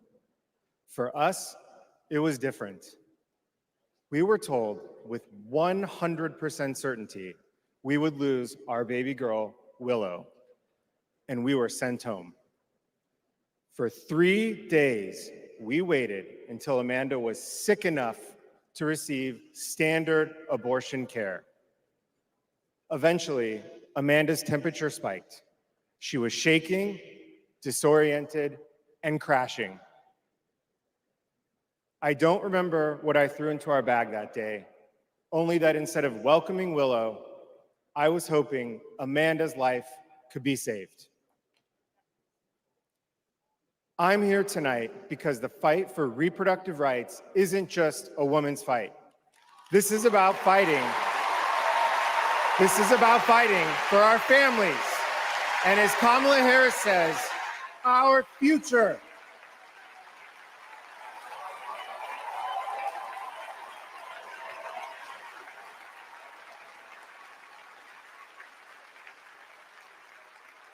Every time I share our story, my heart breaks.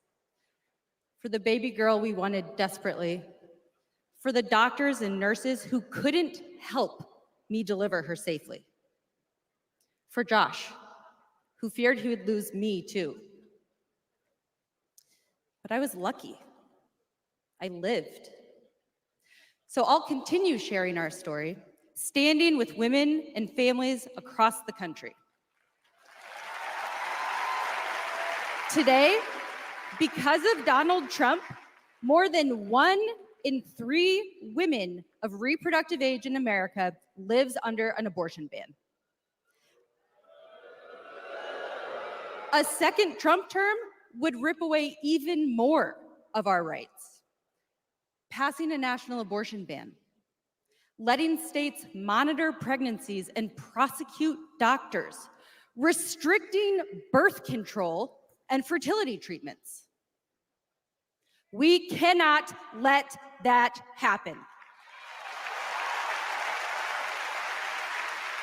We need to vote as if lives depend on it, because they do.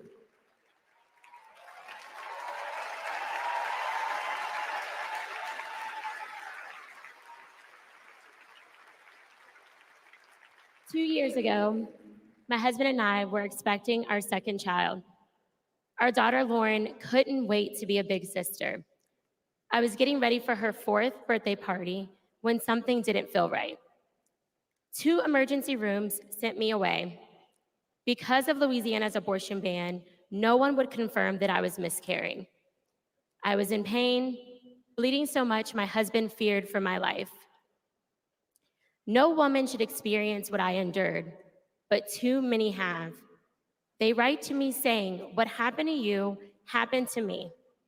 Sometimes they're miscarrying, scared to tell anyone, even their doctors. Our daughters deserve better. America deserves better.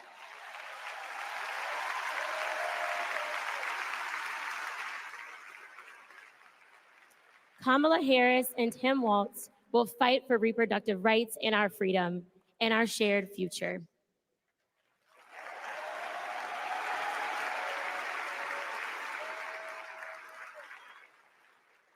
Growing up, I was an all-American girl. Varsity soccer captain, cheerleading captain, homecoming queen, and survivor.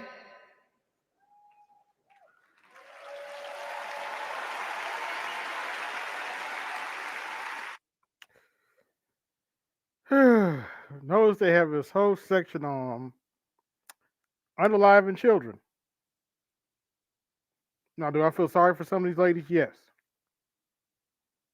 But notice they have a whole section on supporting unaliving children. Not everybody has a legitimate reason.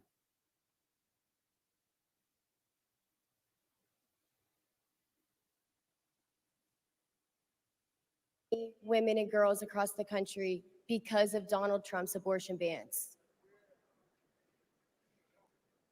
He calls it a beautiful thing. What is so beautiful about a child having to carry her parents' child? There are other survivors out there who have no options. And I want you to know that we see you. We hear you.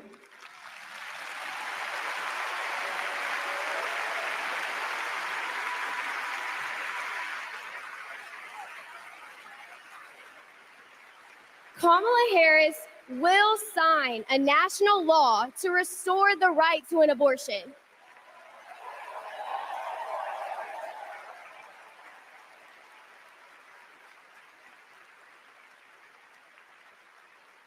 She will fight for every woman and every girl, even those who are not fighting for her.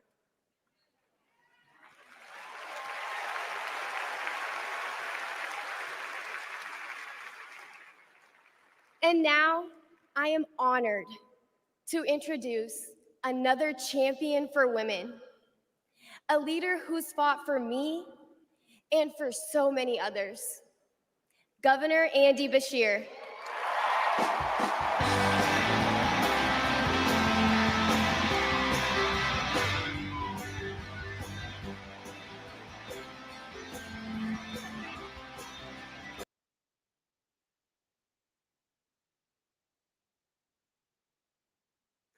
We'll come back to that in a minute. Joe Biden's supposed to be speaking tonight, so. But what are your thoughts, Better You, on this clusterfuck so far? I, this is where their incumbency undermines their message. If it was really truly a priority, then when you had control of the House and Senate, why didn't you codify it with a law? This is the one thing from a political standpoint. I consider myself an independent, so I view it as I don't really have a dog in the fight. But the one thing that really kind of irks me a bit is if I was Trump, if I was his campaign advisor, I would say, yo, don't worry about her race, don't worry about her sex, any of that shit. This is how the fuck you attack her. This bitch is an empty suit. You have written checks and she has changed her position. Steve Mnuchin has written checks and changed her position. And you know a whole list of people whose names we don't even got who have written her checks and she's changed her position. The reason or got something else from her. Let me shut up. The reason she ain't got no policy out there is because the people that give her a check ain't told her what they want yet. Well, at least ain't told her to put it out there yet. Better yet. So if I was him, that's how I would attack her. Because you can clearly see it all throughout her record. You can even see it now. There was one point I thought was funny a couple days ago. She copied one of Trump's policies, and that motherfucker got upset. But yeah, I saw that. No tax on tips. Yeah. But yeah, it almost made you wonder. It was like, okay, all these vote blue no matter who. If Trump was blue, would you vote for him? Yeah, well, I covered earlier in the week some of the simpery going on. Michael Eric Dyson gave a 5-minute soliloquy that just has to be seen to be believed. I ain't playing it right now, but man, I'm gonna do a video on it later. Was he crying? Please tell me he wasn't crying. No, but it was a 5-minute simp soliloquy defending Kamala Harris. It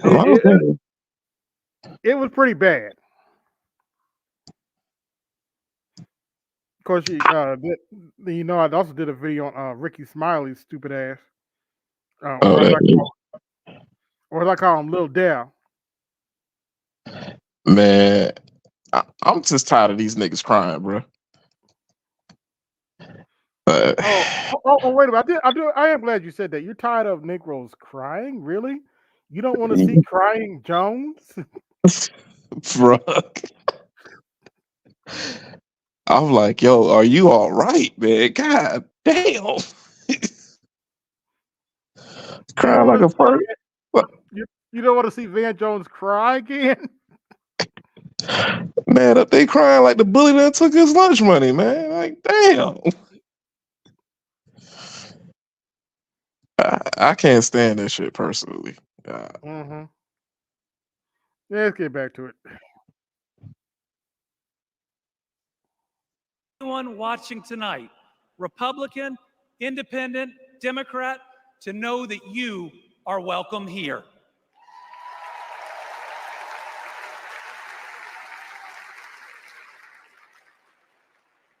We believe in America where we live out our values, end anger politics once and for all, and move beyond this us versus them by remembering we are all Americans.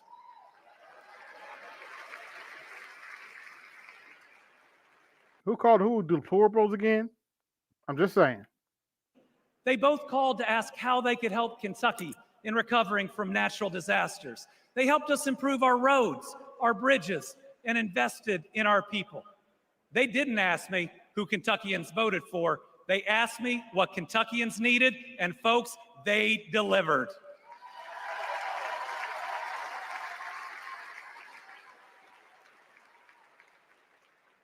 Kamala Harris gets it. She knows we must move beyond anger, extremism, and division, that everyone has dignity and deserves respect. America, we're going to win.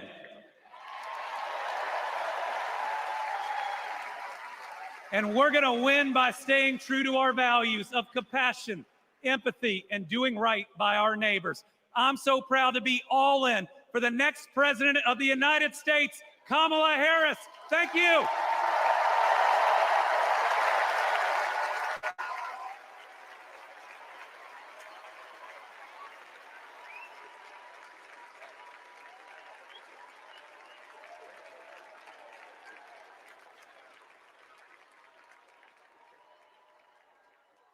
Please welcome Georgia Senator Raphael Warnock.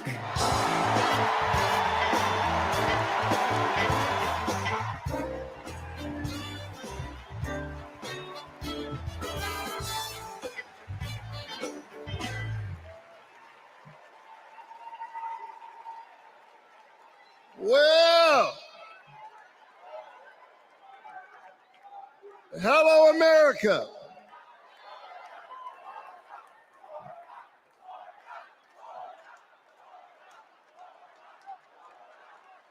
Thank you so very much. On January 5th, 2021, the people of Georgia did an amazing thing.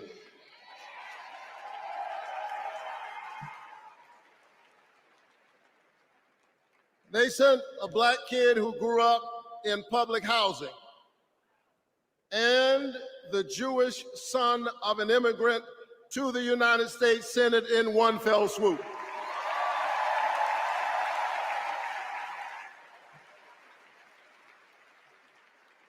And among those Georgians was my then 82-year-old mother. She grew up in Waycross, Georgia. Do you know where that is? It's way across Georgia. Georgia? She grew up in Waycross, Georgia, where she picked other people's cotton and other people's tobacco. But because this is America, the 82-year-old hands that used to pick somebody else's cotton and somebody else's tobacco picked her youngest son to be a United States Senator.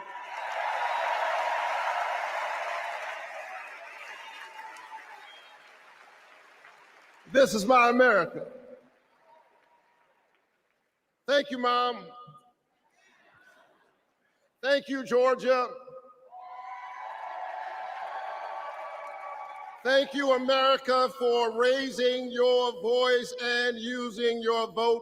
A vote is a kind of prayer for the world we desire for ourselves and for our children, and our prayers are stronger when we pray together.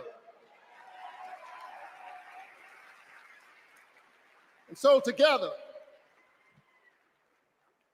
we flipped the Senate, held the House, and we sent Joe Biden and Kamala Harris to the White House.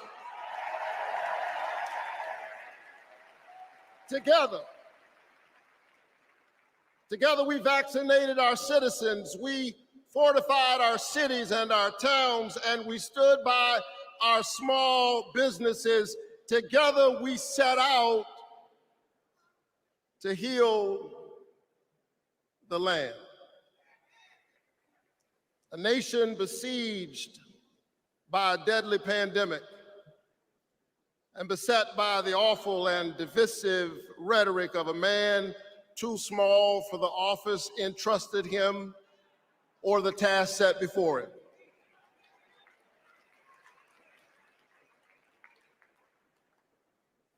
The day after my January 5th election, he instigated an insurrection, a violent assault on our nation's capital and the peaceful transfer of power, all driven by the big lie. But behind the big lie was an even bigger lie. It is the lie that this increasingly diverse American electorate does not get to determine the future of the country. The lie and the logic of January 6th is a sickness. It is a kind of cancer that then metastasized into dozens of voter suppression laws all across our country. And we must be vigilant tonight because these anti-democratic forces are at work right now. But y'all want to have voter ID to get into the Democratic Convention. Okay. And so here we are, America. Are you ready? Are you ready to stand up in this moral moment? Stand up for the best in the American covenant.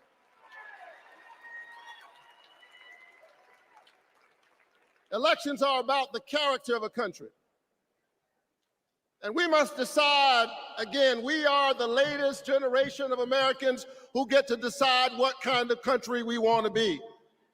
And we must choose between the promise of January 5th and the peril of January 6th. A nation that embraces all of us or just some of us. Donald Trump's America is the America of January 6th. People who have no vision traffic in division. He does not know how to lead us, and so he wants to divide us. America, make no mistake. Hold on, wait a minute. Better you. Why is he talking about the Democratic Party like that? No, seriously, why is he talking about the Democrat Party like that? Hey man, I'm an acolyte of Malcolm X. He told you a long time ago, a Democrat is just a rat. So yeah, I saw him holding the Bible and endorsing a Bible as if it needed his endorsement. He should try reading it.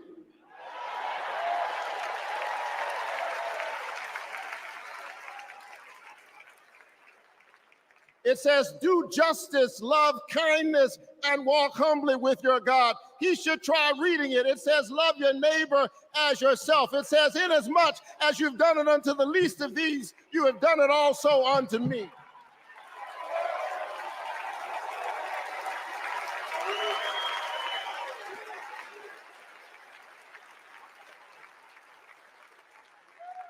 I choose the American covenant. E pluribus unum, out of many one. I choose January 5th. I choose a nation that provides a path for ordinary people and gives every child a chance.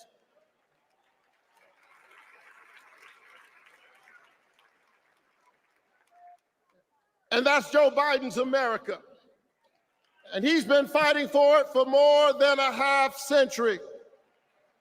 President Biden, America is so much better because of you, a true patriot who has always... Well, since he wants to use the Bible, I got a little scripture for everyone to take heed of. Proverbs 16, verse 18. Pride goes before destruction, and a haughty spirit before a fall. Haughty as in hubris, arrogance.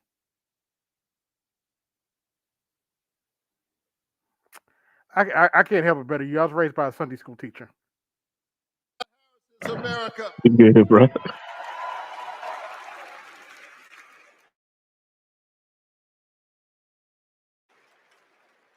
She was leading with Joe Biden when we expanded the child tax credit, cutting child poverty in America nearly in half. We ought to renew it. She cast the tie-breaking vote for my bill, capping the cost of insulin to no more than $35 per month for seniors. We ought to extend it to everybody. Together we passed an infrastructure bill, boosted American manufacturing and clean energy, an investment in the house that we all share together. And I've got news for you, we are just getting started. Are you ready to win this election?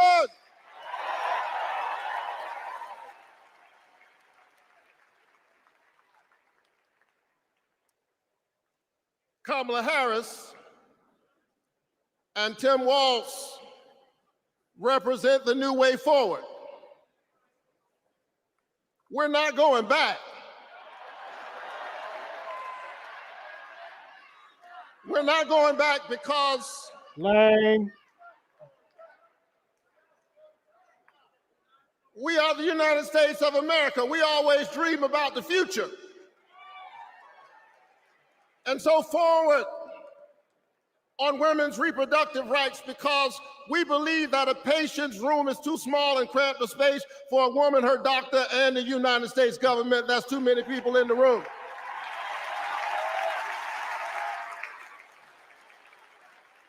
Forward on worker rights, because most people do not mind working. They just want to share in the prosperity that they are creating for others. Forward on voting rights, forward on affordable housing and access to health care. We are moving forward.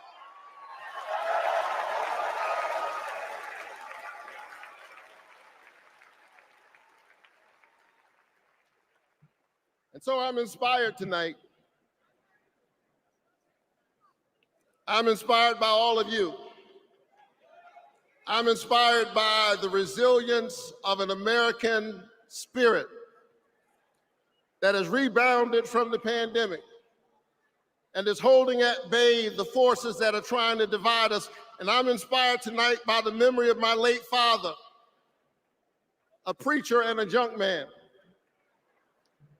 Monday through Friday, he lifted old broken cars and put them on the back of an old rig.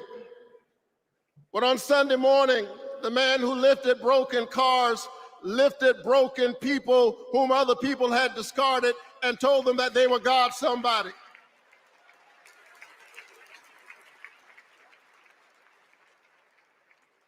My dad discovered strength in the broken places, a power made perfect in weakness. And so I'm convinced tonight that we can lift the broken even as we climb. I'm convinced tonight that we can heal sick bodies. We can heal the wounds that divide us. We can heal a planet in peril. We can heal the land.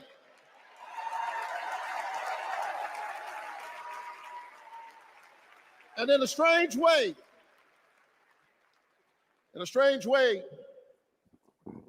the pandemic taught us how. A contagious airborne disease means that I have a personal stake in the health of my neighbor. If she's sick, I may get sick also. Her health care is good for my health. I'm just trying to tell you that we are as close in our humanity as a cough. I need my neighbor's children to be okay so that my children will be okay. I need all of my neighbor's children to be okay. Poor inner city children in Atlanta and poor children of Appalachia. I need the poor children of Israel and the poor children of Gaza. I need Israelis and Palestinians. I need those in the Congo, those in Haiti, those in Ukraine. I need American children on both sides of the track to be okay. Because we are all God's children. And so let's stand together. Let's work together. Let's organize together. Let's pray together. Let's stand together. Let's heal the land. God bless you. Keep the faith and keep looking up.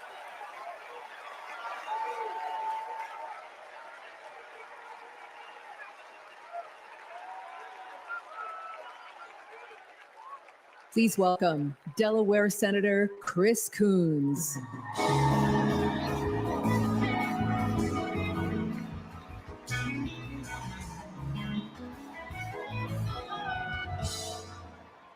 Good evening, folks. Good evening, America. Good evening, Chicago. Are there any Democrats in the room tonight? Folks, we are on the verge of making history. Yeah,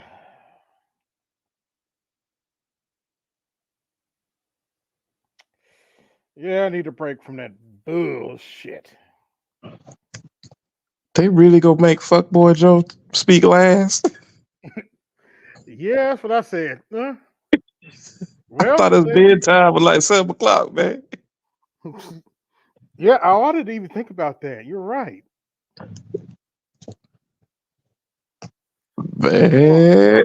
And it's 11 o'clock now. Shit, well, at least here it's 11 o'clock. Hey. Damn. That shit show finally over. Man, I had to walk away from that for a minute. No, the shit show's still there.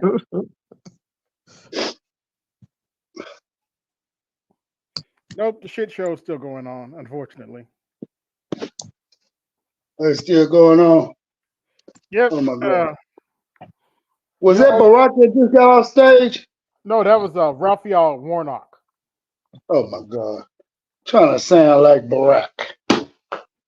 Oh, you missed the fun part. You missed Jasmine Crockett from your state. Yeah, I walked out of her lying ass a while ago when she's talking about, you know, they trying to introduce the death penalty again. Bitch, FYI, I'm from your state. We from the same state. Bitch, the death penalty been here even before your ass was born. And the goddamn, they even tried to think about bringing it. It ain't never went nowhere. Quit lying to these people and gaslighting. I heard that shit. She thought I didn't hear that shit. We've been having the death penalty. We ain't going nowhere. This is Texas. That's why we got a sign say don't mess with Texas. Yep. Yep. I almost feel sorry for anybody try to break down in y'all's houses in Texas. Good luck. Oh no, that's a death sentence. Trust me. My 12 gauge on lock, hot and ready and cocked to go already. Just laying dead. I wish. Hey, you know, down here we love to play a game called I Wish a Nigga Would, because we love to grant wishes. When niggas talk about I wish you would, yeah, I grant wishes. Come on, I'm gonna grant it. Come on through this door. You know, that's the thing about it. I might try to learn how to use a 12 gauge. It's simple. It's a reason why they call it a scatter gun, because once you shoot it, you gonna make a some bitch scatter. I promise. He gonna scatter, get scattered. Big facts. I affectionately like to call my gun the mind changer, because when I cock it, you go change your mind or you go get changed. Yeah. Shit. I got an AR-12. I call it Arya Stark. Oh, wow. I don't want to see you. Yeah, it's a clip fed, so hey, that bitch got to howl. Somebody got to go. I got double out buck and solid slug. I need to get me some more slugs, man. I ain't been able to find none in a month of Sundays. Man, it's been a while since I seen some, but I hoarded some when I saw them in the store. And where you Yeah, at, man? I got a whole lot of bucks on deck, but I ain't got no slugs. I need some more slugs. What you saying, AB? Where? What state are you from? Just asking. Oh, I live in Georgia. I'm originally from South Carolina. Okay. I feel for you. You in the heart of the bullshit. Man, you don't even know, brother. AL ain't lying though, man. It's so bad down there. I was looking at the Pander African one day, and he talking about he got a text for somebody, and even he said, "I don't know if that's a queen or not," because he was in Atlanta.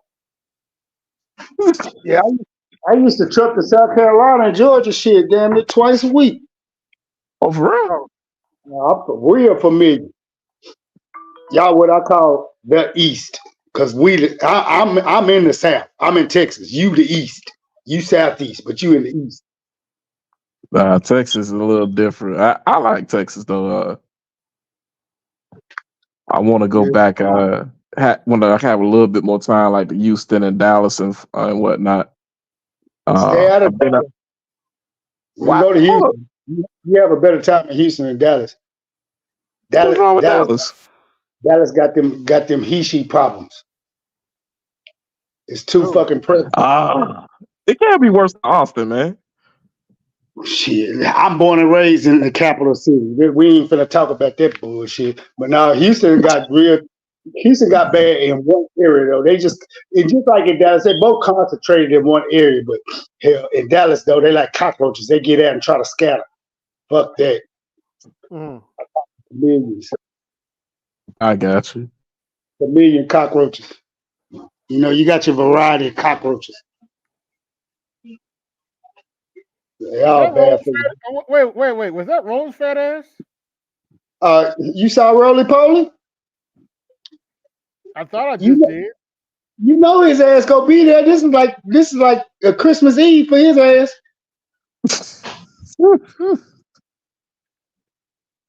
He happier than a sissy with a bag of dicks in church on first Sunday looking for brand new. I tell you. I know this nigga didn't. He don't get no happier than that with his fat ass from Texas gay and them. Nigga, you ain't shit.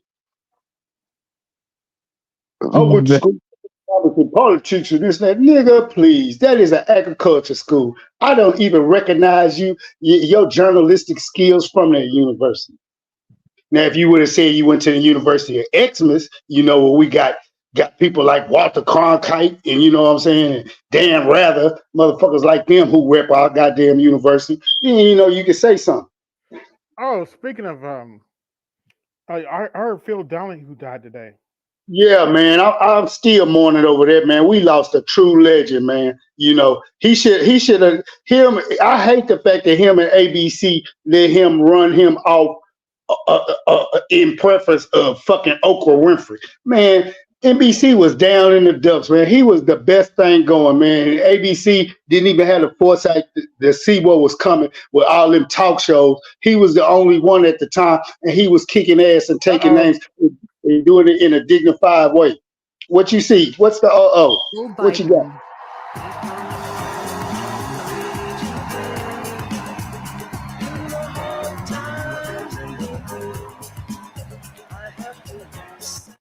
Joe Who's Biden. that? Yeah, That's G. Jill Biden. Man, don't nobody want to hear Jill. Let alone her head. Hey, hold on, though. Fuck Boy Drug will be good TV, bro. Thank you.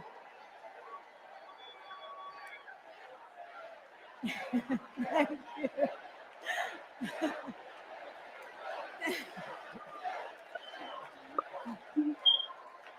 Thank you. Thank you so much. Love you too. Joe and I have been together for almost 50 years. Don't care.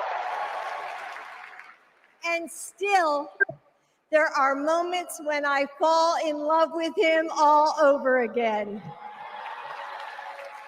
Already up there telling lies. Like when I handed him our baby Ashley for the first time and saw the smile that lit up his face.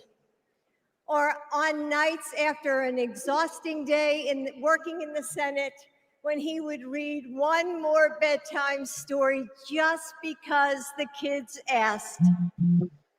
When he stops on a rope line because he sees someone grieving who needs to know that everything is going to be all right one day. Or to encourage that child with a stutter to find the confidence she needs. Those moments when I'm reminded of all he's accomplished in the name of something bigger than himself. Receiving the Medal of Freedom with humility.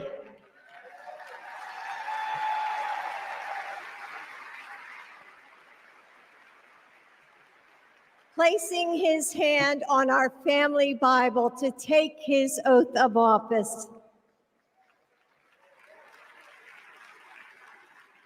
And weeks ago, when I saw him dig deep into his soul and decide to no longer seek re-election and endorse Kamala Harris.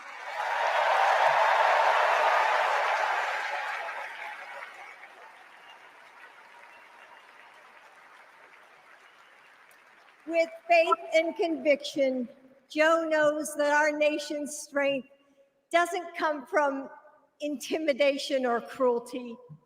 It comes from the small acts of kindness that heal deep wounds, from service to the communities that make us who we are, from love of a country that shines with promise and renewal. Kamala Harris knows that too.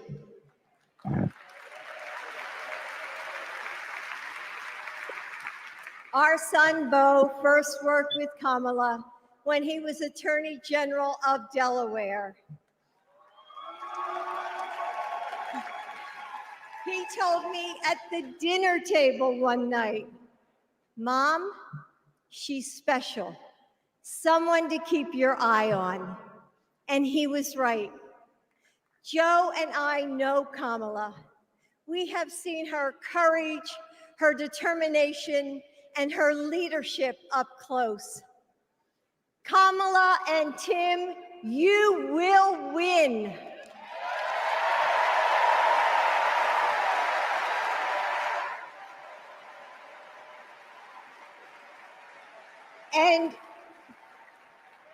And you are inspiring a new generation. We are all a part of something bigger than ourselves, and we are stronger than we know. The future of our country is in the hands of those in this room and all of you watching at home. It's going to take all of us, and we can't afford to lose.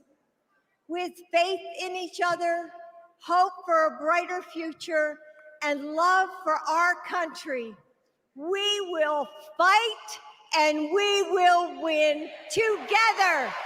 Thank you. Thank you.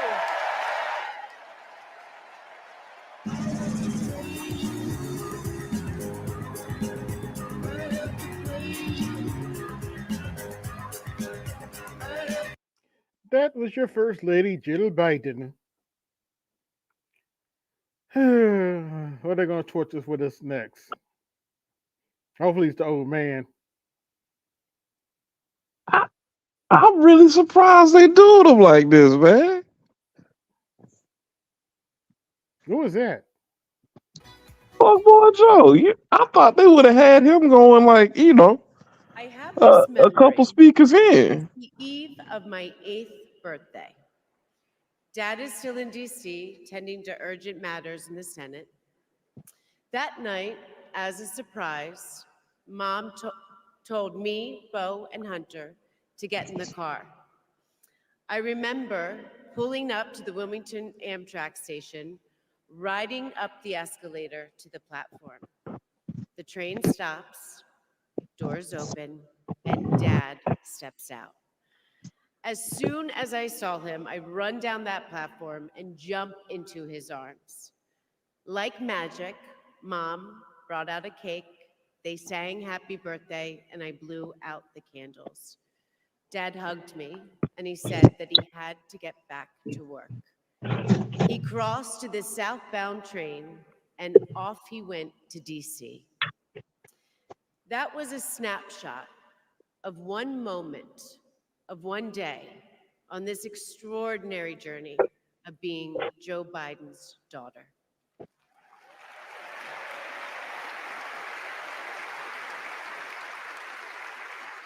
Joe Biden is the OG girl dad. He told me I could be anything. And I could do Boring. anything. As a child, I would sit on the leather chair in his office doing my homework, and he would sit next to me doing his work, drafting the Violence Against Women Act.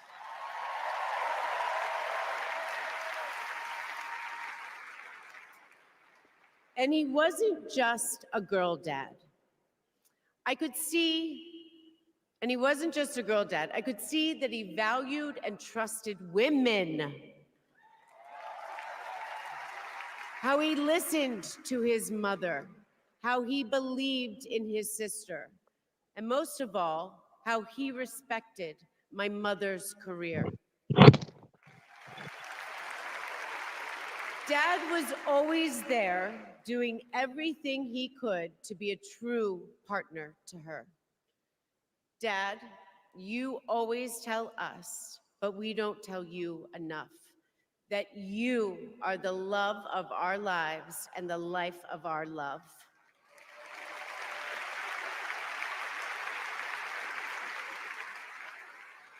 I had my wedding reception in my parents' backyard. At the time, my dad was vice president. But he was also that dad who literally set up the entire reception. He was riding around in his John Deere four-wheeler, fixing the place settings, arranging the plants, and by the way, he was very emotional. I thought that I would be a mess, but he was the one crying, and I was the one who had to comfort him. Before he walked me down the aisle, he turned to me and said that he would always be my best friend. All these years later, Dad, you are still my best friend. His example in service inspired my career. I'm a social worker in Philadelphia.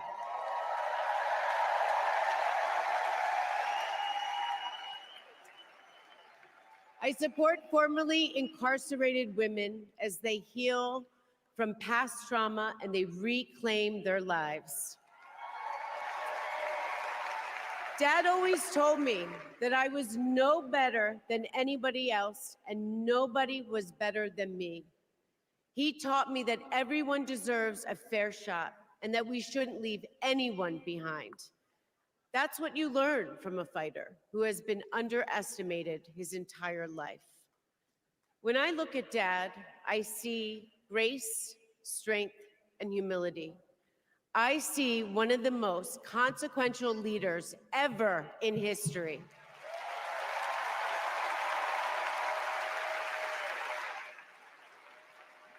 And I also know that he never stops thinking about you, about your dreams, about your dignity, about your opportunities, about your family. Dad knows that family is everything.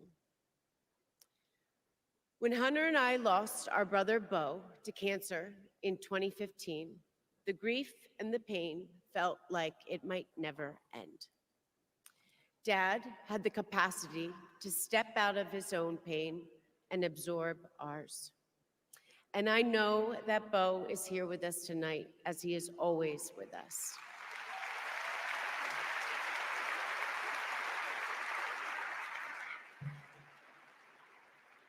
After Bo passed, I got this tattoo on my wrist. It says, "Courage, dear heart." A reminder to myself to keep going, to get back up, like my dad has always done. He has taught me that a courageous heart is a miraculous thing. A courageous heart can heal a family. A courageous heart can heal a nation, and maybe even the world. And now, this election requires the courageous hearts of all of us. In 2020, my dad selected Kamala Harris to beat Donald Trump.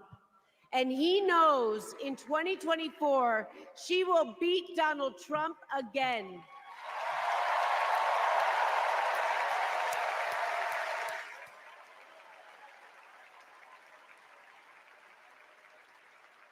So tonight, I am asking you, if you stood with us in 2020, call upon your courageous heart. Stand with us today. Work harder than you have ever worked before in your life. This is the fight of our lifetime. our freedom, our democracy, our reproductive rights.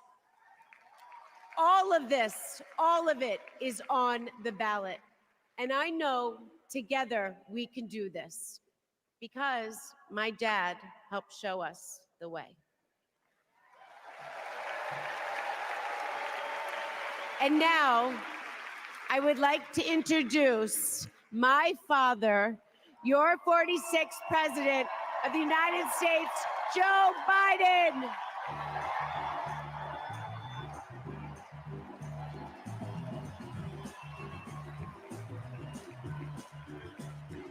Your love lifted me higher than I've ever been on I actually love that song, but not right now.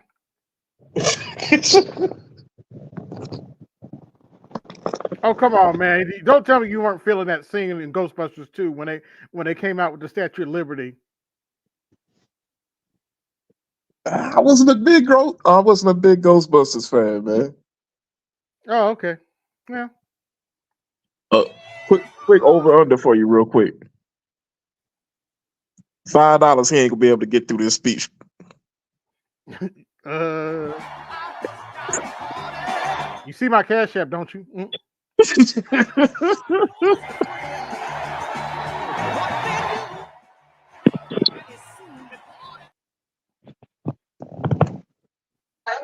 We laying odds. We laying odds.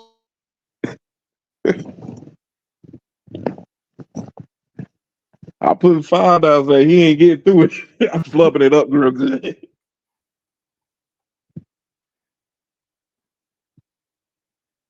He ain't gonna get through the speech, but we'll see.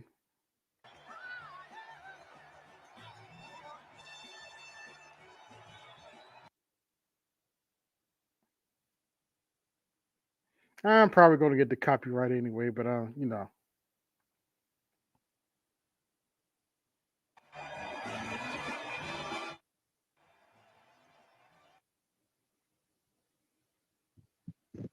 Thank you, thank you.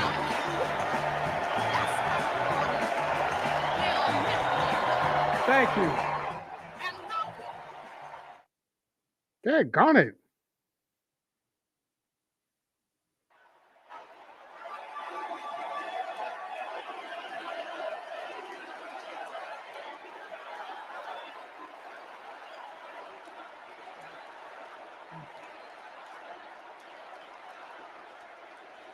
Thank you, thank you, thank you.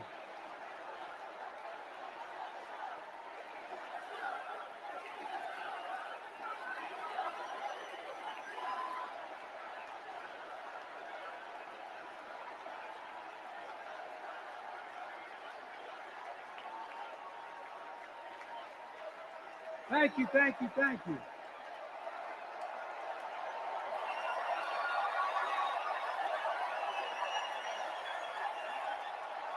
Thank you.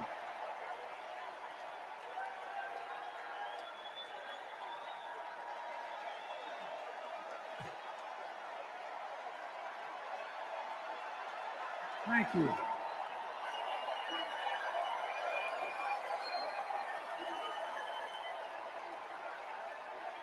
Thank you. I love you. Thank you.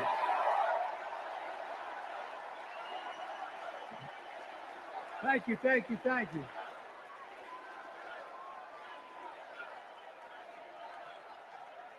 That was my daughter. You know, Joe. Hey, look too good. Thank you.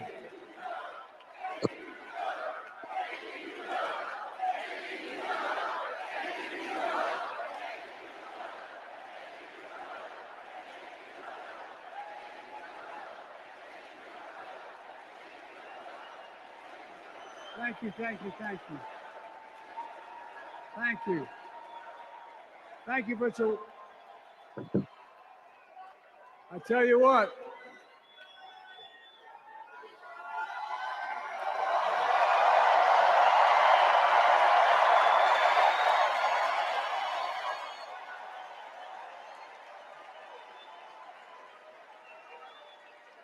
To my dearest daughter, Ashley, God love you, you're incredible.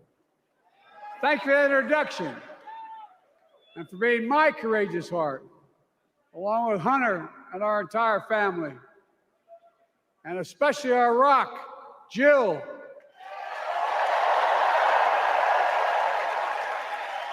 Who, as those of you who know us, she still leaves me both breathless and speechless. Everybody knows her. I love her more than she loves me. She walks down the stairs and I still get that going boom, boom, boom. You all will know me. No, I'm not kidding. Let's give a special round of applause to our First Lady, Jill Biden.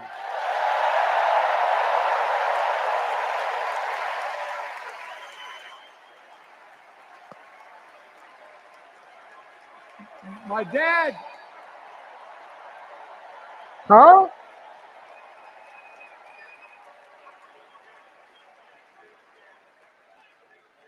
My dad used to have an expression. Okay. For real. He'd say, Joey, family is the beginning, the middle, and the end.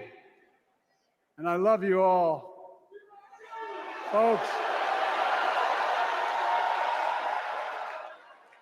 And America, I love you.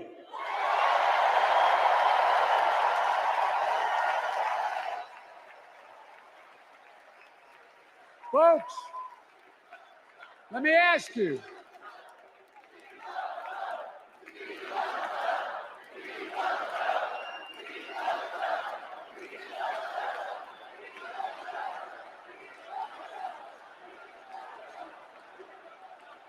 Let me ask you, are you ready to vote for freedom?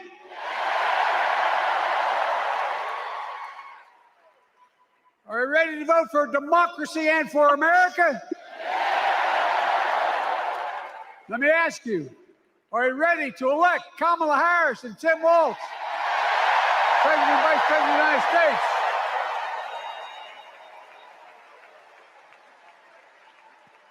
My fellow Democrats, my fellow Americans, nearly 4 years ago in winter, on the steps of the Capitol on a cold January day, I raised my right hand and I swore an oath to you and to God to preserve, protect, and defend the Constitution and to faithfully execute the office of the President of the United States.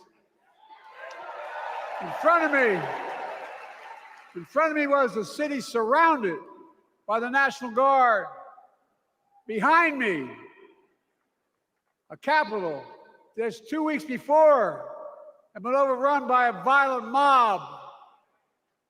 But I knew then, from the bottom of my heart, that I knew now, there is no place in America for political violence.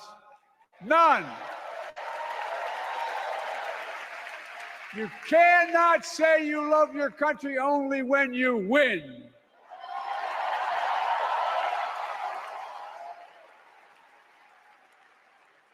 In that moment, I wasn't looking to the past. I was looking to the future. I spoke of the work at hand, the moment we had to meet. It was, as I told you then, a winter of peril and possibility. Of peril and possibility. We're in the grip of a once-in-a-century pandemic, historic joblessness, a call for racial justice long overdue, clear and present threats to our very democracy. Thank you.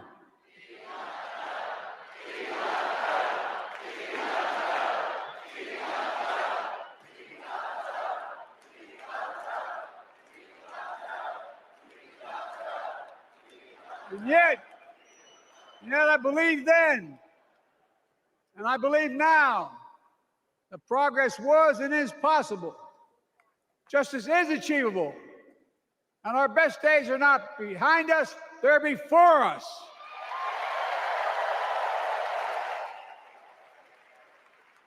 Now it's summer, The winter is past, and with a grateful heart, I stand before you now on this August night to report that democracy has prevailed. Democracy has delivered. And now democracy must be preserved.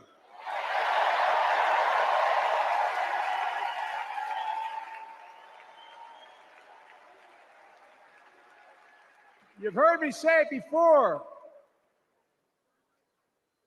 We're facing an inflection point.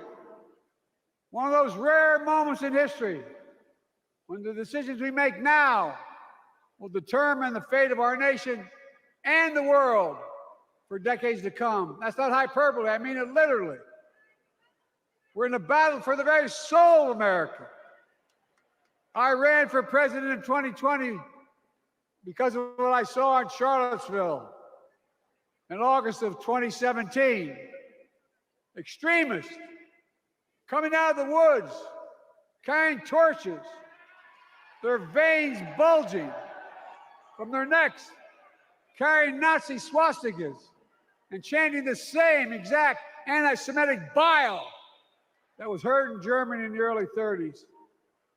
Neo-Nazis, white supremacists, the Ku Klux Klan, so emboldened by a president then in the White House that they saw as an ally. They didn't even bother to wear their hoods. Hate was on the march in America. Old ghosts in new garments, stirring up the oldest divisions, stoking the oldest fears, giving oxygen to the oldest forces that they long sought to tear apart America. In the process, a young woman was killed. When I contacted her mother, I asked about what happened. She told me. When the president was asked what he thought had happened, Donald Trump said, and I quote, "There are very fine people on both sides. My God." That's what he said. That is what he said and what he meant. That's when I realized, had listened to the admonition of my dead son, I could not stay in the sidelines. So I ran.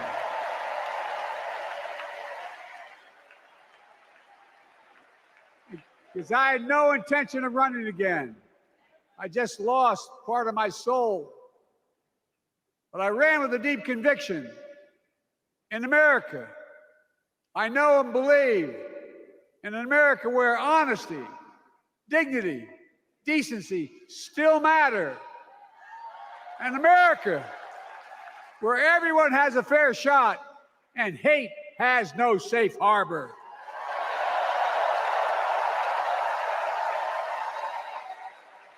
An America where the fundamental creed of this nation, that all of us are created equal, is still very much alive. And a broad coalition of Americans joined with me. 81 million voters voted for us, more than any time in all of history. Because of all of you in this room and others, we came together in 2020 to save democracy.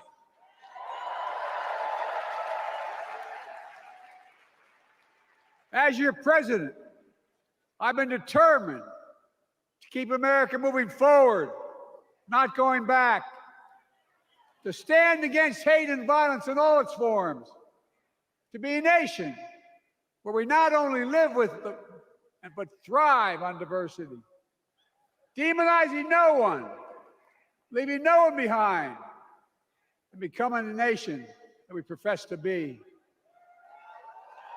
I also ran to rebuild the backbone of America, the middle class.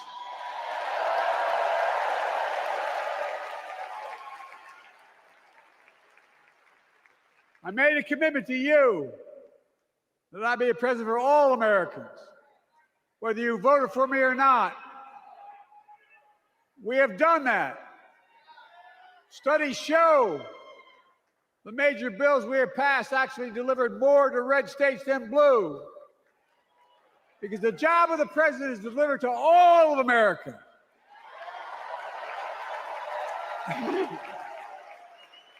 Because of you, and I'm not exaggerating, because of you, we've had one of the most extraordinary 4 years of progress ever, period. When I say we, I mean Kamala and me. Just think about it. COVID no longer controls our lives. We've gone from economic crisis to the strongest economy in the entire world. Record 16 million new jobs. Record small business growth. Record high stock market. Record high 401ks. Wages up and inflation down, way down, and continuing to go down.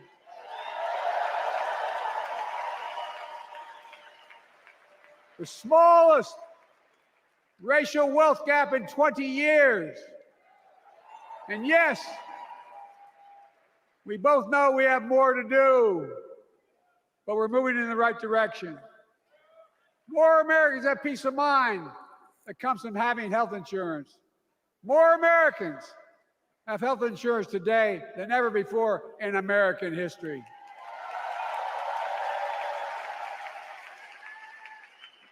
And after, as a young senator beginning to fight for 50 years to give Medicare the power to negotiate low prescription drug prices, we finally beat Big Pharma.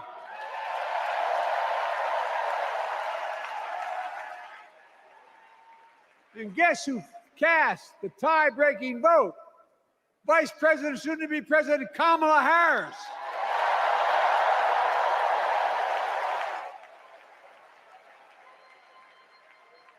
And now it's the law of the land.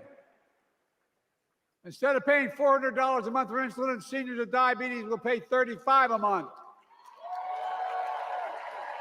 The law we passed already includes, starting in January, every senior's total prescription cost can be capped at $2,000 no matter how expensive the drugs they have.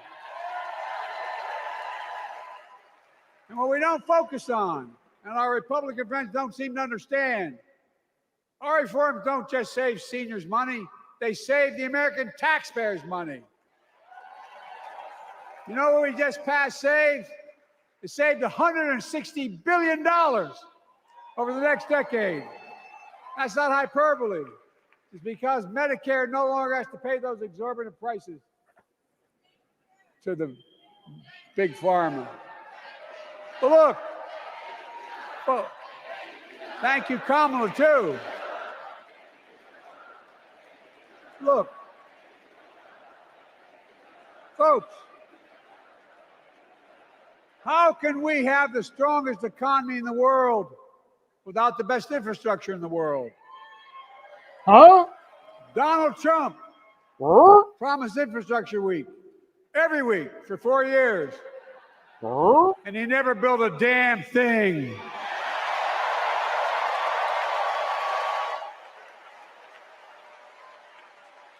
But now, because of what Kamala and I have done, remember we were told we couldn't get it done. Remember when we came in office, we couldn't get anything passed?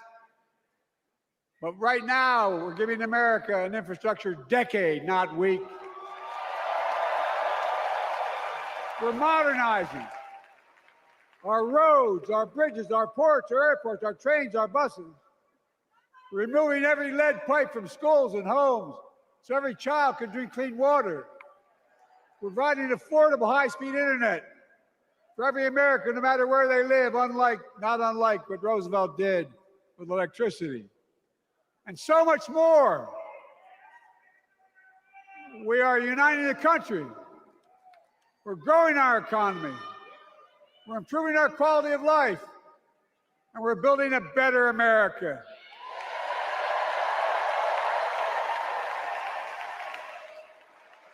Because that's who we are. How can we be the strongest nation in the world without leading the world in science and technology? After years of importing 90% of our semiconductor chips from abroad, which America invented those chips. Our Chips and Science Act meant that private companies from around the world are now investing literally tens of billions of dollars to build new chip factories right here in America.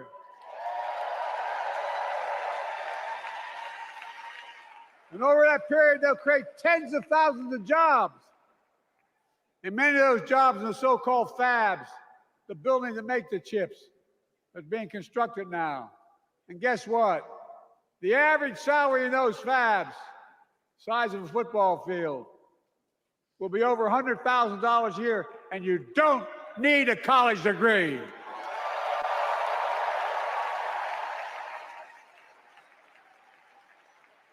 Because of you and so many electeds out there, American manufacturing is back. Where the hell to say we wouldn't lead the world in manufacturing? 800,000 new manufacturing jobs.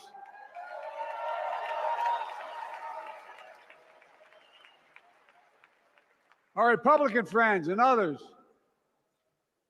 made sure they'd go abroad to get the cheapest labor. We used to import products and export jobs. Now we export American products and create American jobs right here in America, where jobs belong. With every new job, with every new factory, pride and hope is being brought back to communities throughout the country that were left behind. You know you're from them, many of you. You know what it's like when that factory closed, where your mother, your father, your grandmother, grandfather worked. And now you're back, providing once again, proving that Wall Street didn't build America, the middle class built America, and unions built the middle class.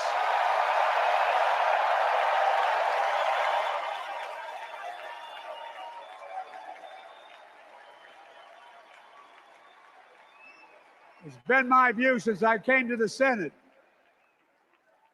And that's why I'm proud to have been the first president to walk a picket line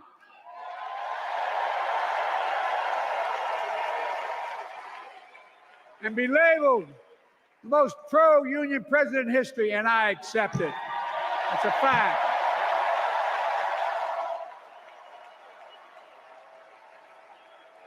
Because when unions do well, we all do well.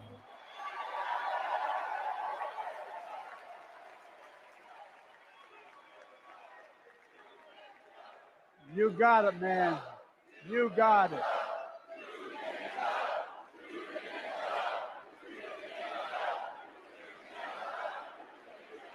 I agree.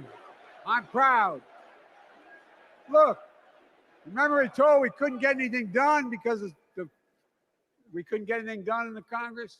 Well, with your support, we passed the most significant climate law in the history of mankind.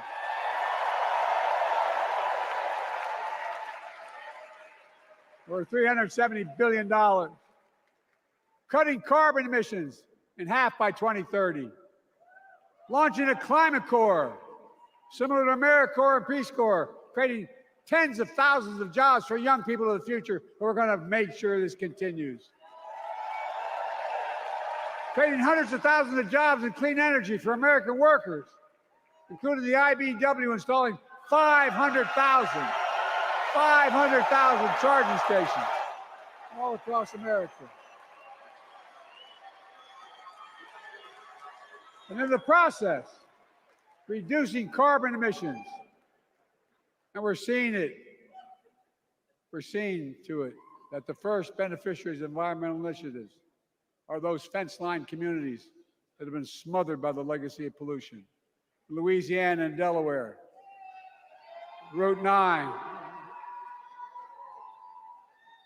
all the factories, all those chemical factories are right next to the poorest neighborhoods. They're the ones we're going to bring back.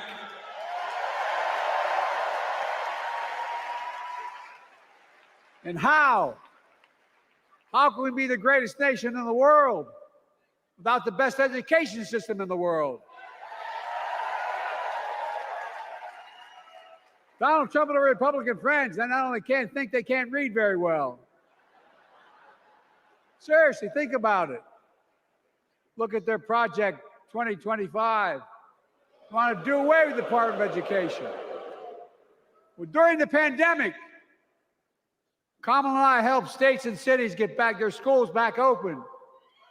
And we gave public school teachers a raise. Yet there's still a teacher We shortage. created apprenticeships with businesses and communities, putting students on a path to a good paying job, whether or not they go to college. And by the way, we're making college a hell of a lot more affordable.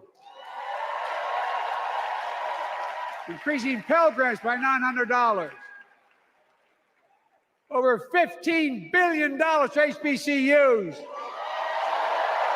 Minority service engines, including Hispanic institutions and tribal colleges.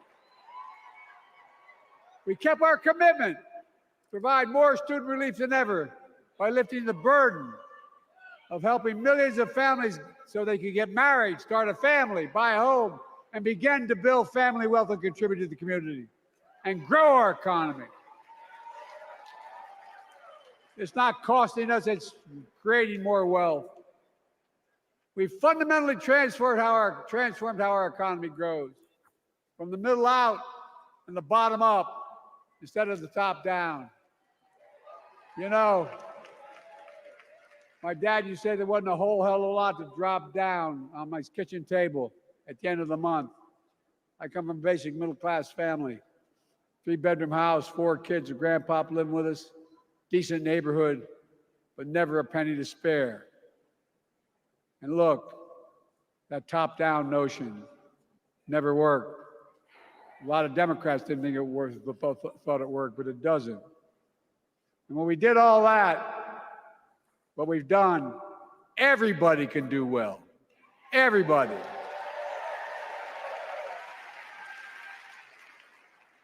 Donald Trump calls America a failing nation.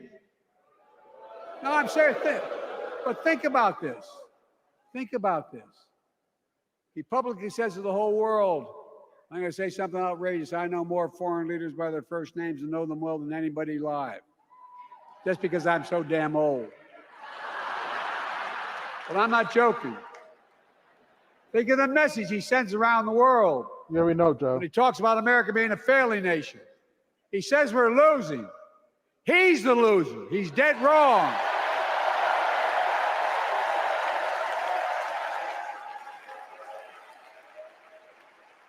Many of you are very successful people who travel the world. Name me a country in the world that doesn't think we're the leading nation in the world. Without America, not a joke, think about it. I'm being literal. China, Who could Russia. lead the world other than the United States of America? Well, guess what? America's winning, and the world's better off for it. America's more prosperous, and Americans are safer today than they're under Donald Trump. Trump continues to lie about crime in America, like everything else. Guess what?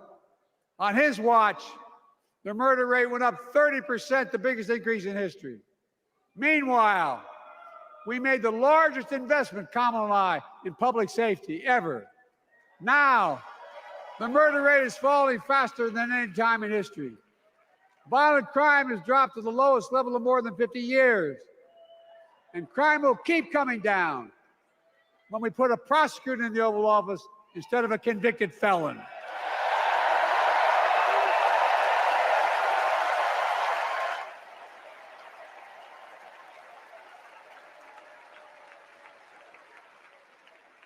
And folks, the distinguished senator from the C Senate from California and I passed the first ban on assault weapons. And guess what? It worked. If we care about public safety, we need to prevent gun violence. And what makes me ashamed when I travel the world, which I do, more children in America are killed by a gunshot than any other cause in the United States. More die from a bullet than cancer, accidents, or anything else in the United States of America. My God.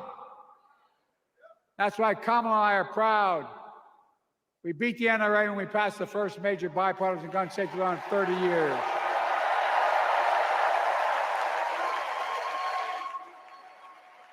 I'm serious.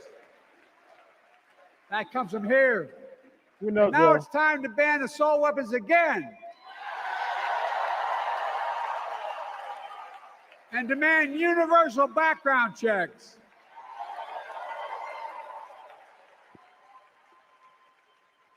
It's hard. I never thought I'd stand before a crowd of Democrats and refer to a president as a liar so many times. No, I'm not trying to be funny. It's sad. Trump continues to lie about the border. Here's what he won't tell you. Trump killed the strongest bipartisan border deal in the history of the United States that we negotiated with the Senate Republicans. It took 4 weeks. Once it passed, and they acknowledged the most expansive border change in American history, he called senators to say, don't support the bipartisan bill, because he said it would help me politically and hurt him politically. My God. No, I'm serious. Think about it. Not a joke. Ask even the press who doesn't like me. They'll tell you that's true. Typically, Trump, once again, putting himself first and America last. Then I had to take executive action. The result of the executive action I took, border encounters have dropped over 50%. In fact, there are fewer border crossings today than when Donald Trump left office. And unlike Trump, we will not demonize immigrants, saying they're the poison of blood of America. Poison the blood of our country. Kamala and I are committed to strengthening legal immigration, including protecting dreamers and more.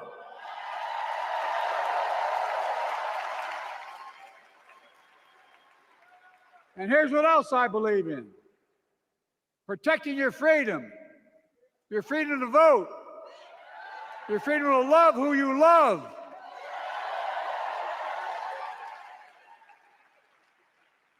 And your freedom to choose.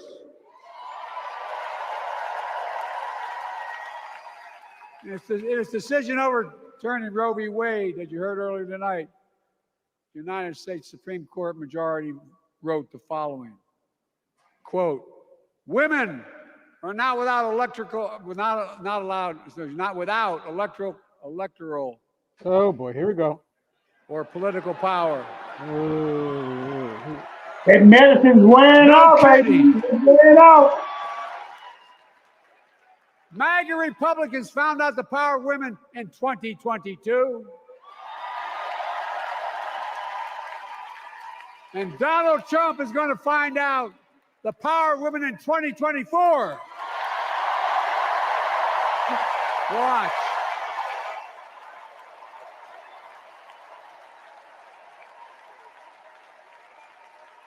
And where Trump and his mega Republican right-wingers seek to erase history, we Democrats continue to write history and make more history. I'm proud to have kept my commitment to appoint the first black woman in the United States Supreme Court. He can't tell you what a woman is. Ketanji Brown Jackson, a symbol for every young woman in America that you can do anything. I'm proud that I've kept my commitment to have an administration that looks like America and that taps in to the full talent of our nation. The most diverse cabinet in history, including the first black woman in South Asian descent to serve as vice president. Uh-oh. And will soon serve as the 47th president of the United States.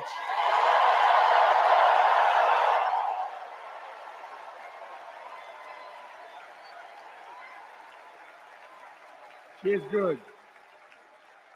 Look. Thank you, Kamala.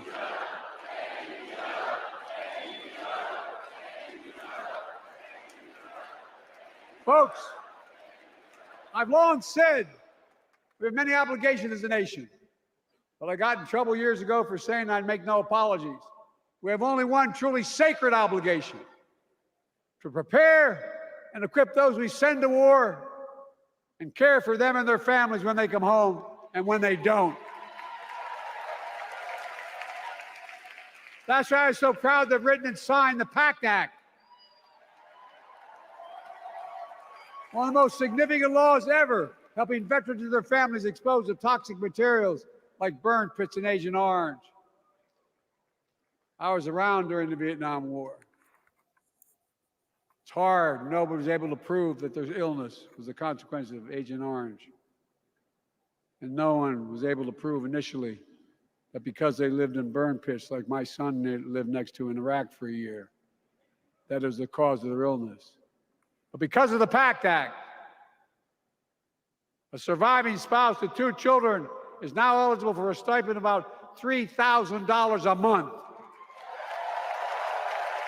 And those children who lost a parent are eligible for tuition benefits to go to college and to get job training.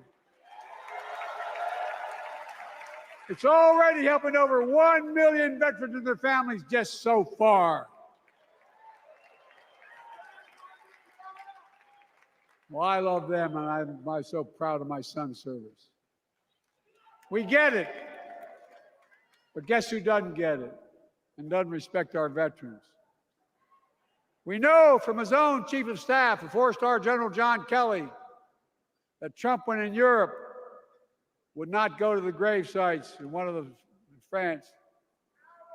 The brave service members who gave their lives to this country, he called them suckers and losers. Who in the hell does he think he is? Who does he think he is? She's going in and out on that medicine, y'all. No words for a person. They are not the words of a person not worthy of being commander-in-chief. Period. Not then, not now, and not ever. I mean that. I mean that from the bottom of my heart.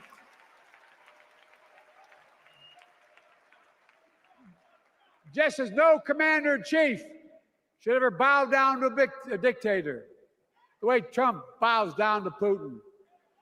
I never have, and I promise you, Kamala Harris will never do it. Will never bow down.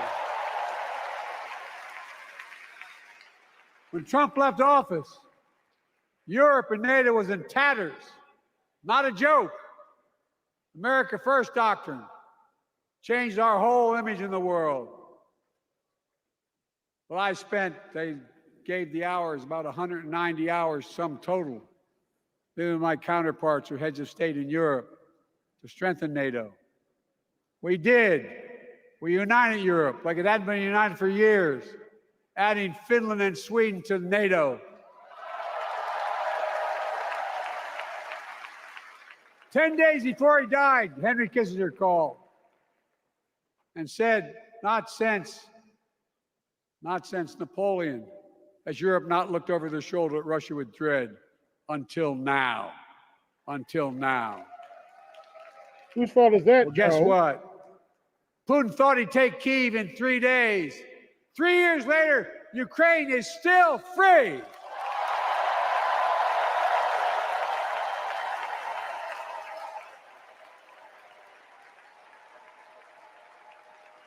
When I came to office, the conventional wisdom was that China would inevitably surpass the United States. They haven't noticed. No one's saying that now.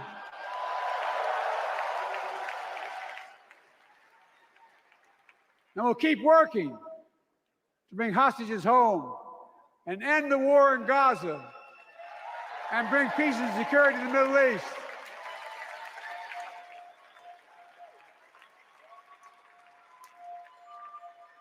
As you know, I wrote a peace treaty for Gaza. few days ago, I put forward a proposal that brought us closer to doing that than we've done since October 7th.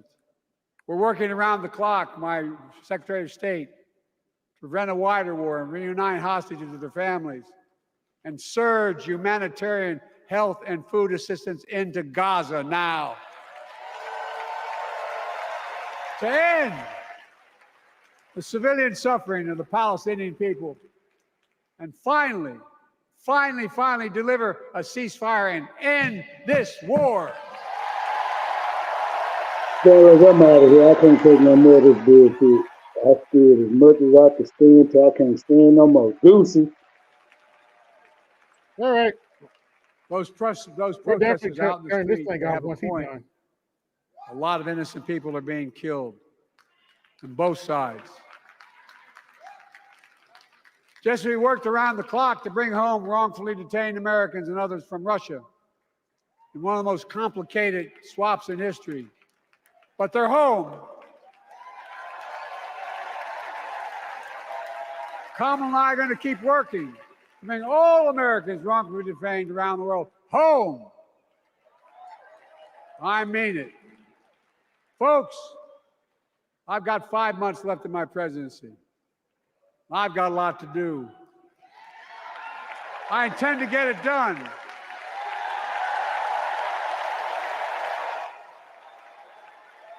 It's been the honor of my lifetime to serve as your president. I love the job, but I love my country more. I love my country more. And all this talk about how I'm angry at all those people who said I should step down. That's not true.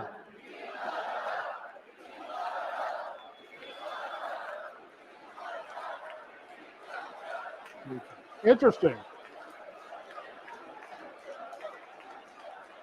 I love my country more, and we need to preserve our democracy. In 2024, we need you to vote. We need you to keep the Senate.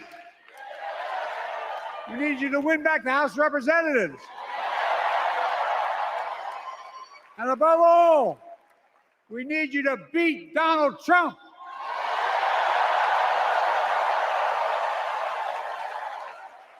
And elect Kamala and Tim, President and Vice President of the United States of America. Look, they'll continue to lead America forward, creating more jobs, standing up for workers, growing the economy, lower the cost to American families so they just have a little more breathing room. We've made incredible progress, but we have more work to do. And Kamala and Tim will continue to take on corporate greed and bring down cost of food. They'll keep taking on Big Pharma and making insulin $35 a month, not just for seniors, but for everyone in America. And capping prescription drug costs at a total of $2,000, not just for seniors, but for everyone. And folks, that's going to save America again tens of billions of dollars. Folks, they'll make housing more affordable, building 3 million new homes, providing $25,000 down payment assistance for the first-time home buyer, more than the 10 we approved. Donald Trump wants a new tax on imported goods, food, gas, clothing, and more. You know what that will cost the average family, according to the experts? $3,900 a year in a tax. No, that's a fact. Kamala and Tim will make the child care tax credit permanent.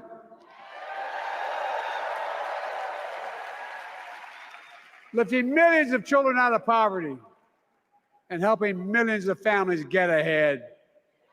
But you know what Trump has? He created the largest debt any president had in 4 years with his $2 trillion tax cut for the wealthy. Well, Trump has a new plan. He wants to provide a $5 billion tax cut for corporations that are very wealthy. Read it. Put us further in debt. And folks, you know we have 1,000 billionaires in America. You know what their average tax rate they pay? 8.2%. If we just increase their taxes, we proposed to 25%, which isn't the highest tax rate even, it would raise $500 billion new dollars over 10 years. They'd still be very wealthy. Look, Kamala and Tim are going to make them pay their fair share. They'll protect Social Security and Medicare. Trump wants to cut Social Security and Medicare. Kamala and Tim will protect your freedom. They'll protect your your right to vote. They'll protect your civil rights. And you know, Trump will do everything to ban abortion nationwide. Oh, he will. You know, Kamala and Tim will do everything they possibly can. That's why you have to elect the Senate and the House to restore Roe v. Wade.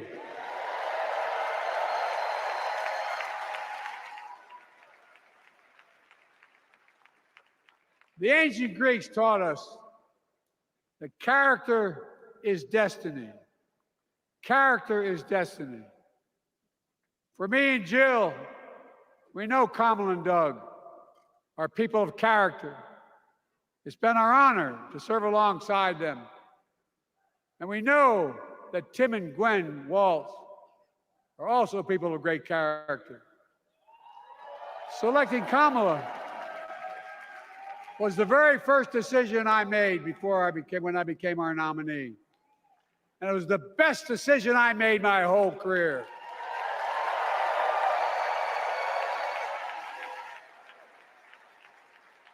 We've not only gotten to know each other, we've become close friends.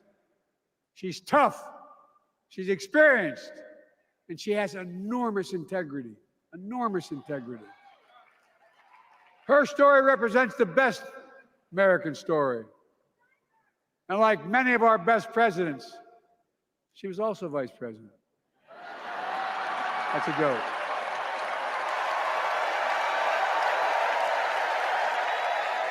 But she'll be a president our children can look up to.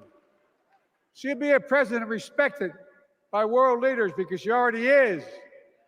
She'll be a president we can all be proud of. And she will be a historic president who puts her stamp on America's future.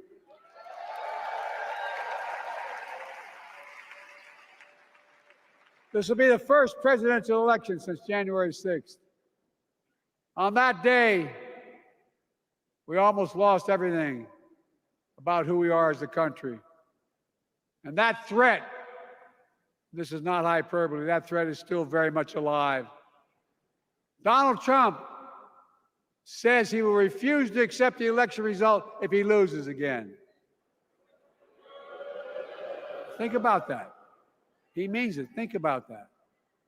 He's promising a bloodbath if he loses, in his words. And that he'll be a dictator on day one, in his own words. By the way, this sucker means it. No, I'm not joking. Think about it. Anybody else said that in the past, you'd think he was crazy. He is crazy, but you'd think it was an exaggeration, but he means it. We can't let that happen. Folks, all of us carry a special obligation. Independents, Republicans, Democrats. We saved democracy in 2020, and now we must save it again in 2024.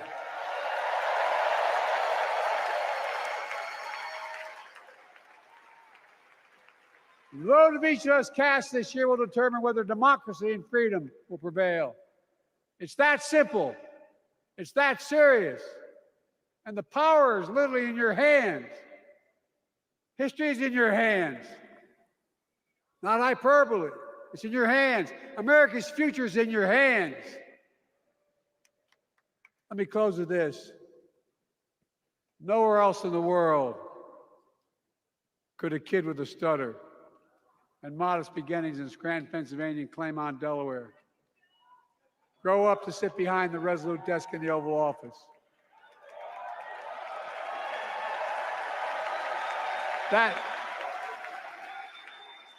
That's because America is and always has been a nation of possibilities. Possibilities. We must never lose that. Never. Kamala and Tim understand that this nation must continue to be a place of possibilities, not just for the few of us, but for all of us. But join me in promising your whole heart to this effort, and where my heart will be. I promise I'll be the best volunteer Harrison Waltz has Cam ever seen.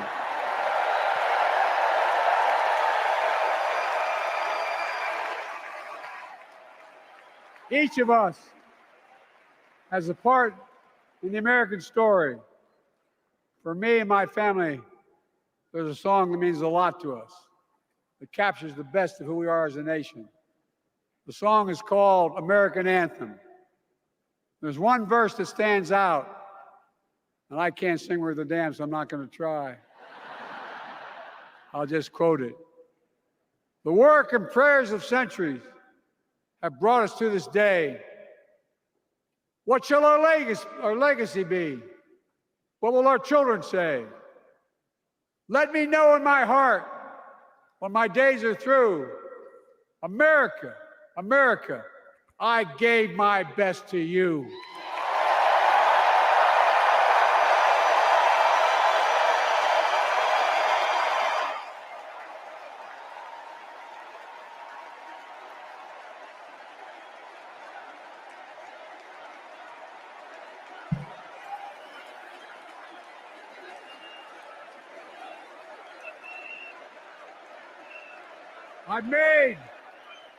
I've made a lot of mistakes in my career, but I gave my best to you.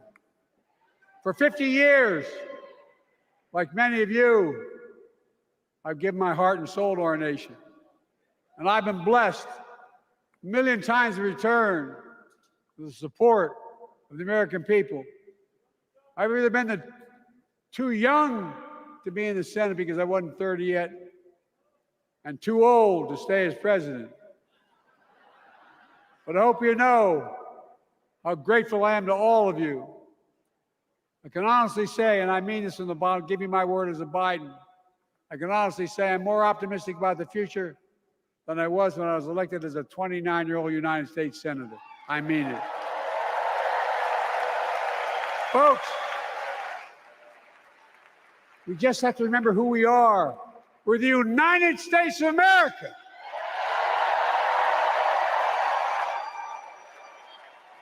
And there's nothing we cannot do when we do it together.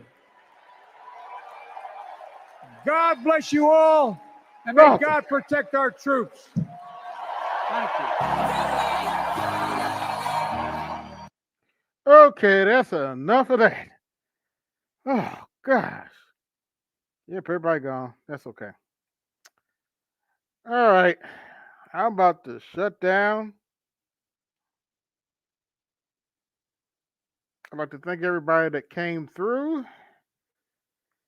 This is AB Media 83. And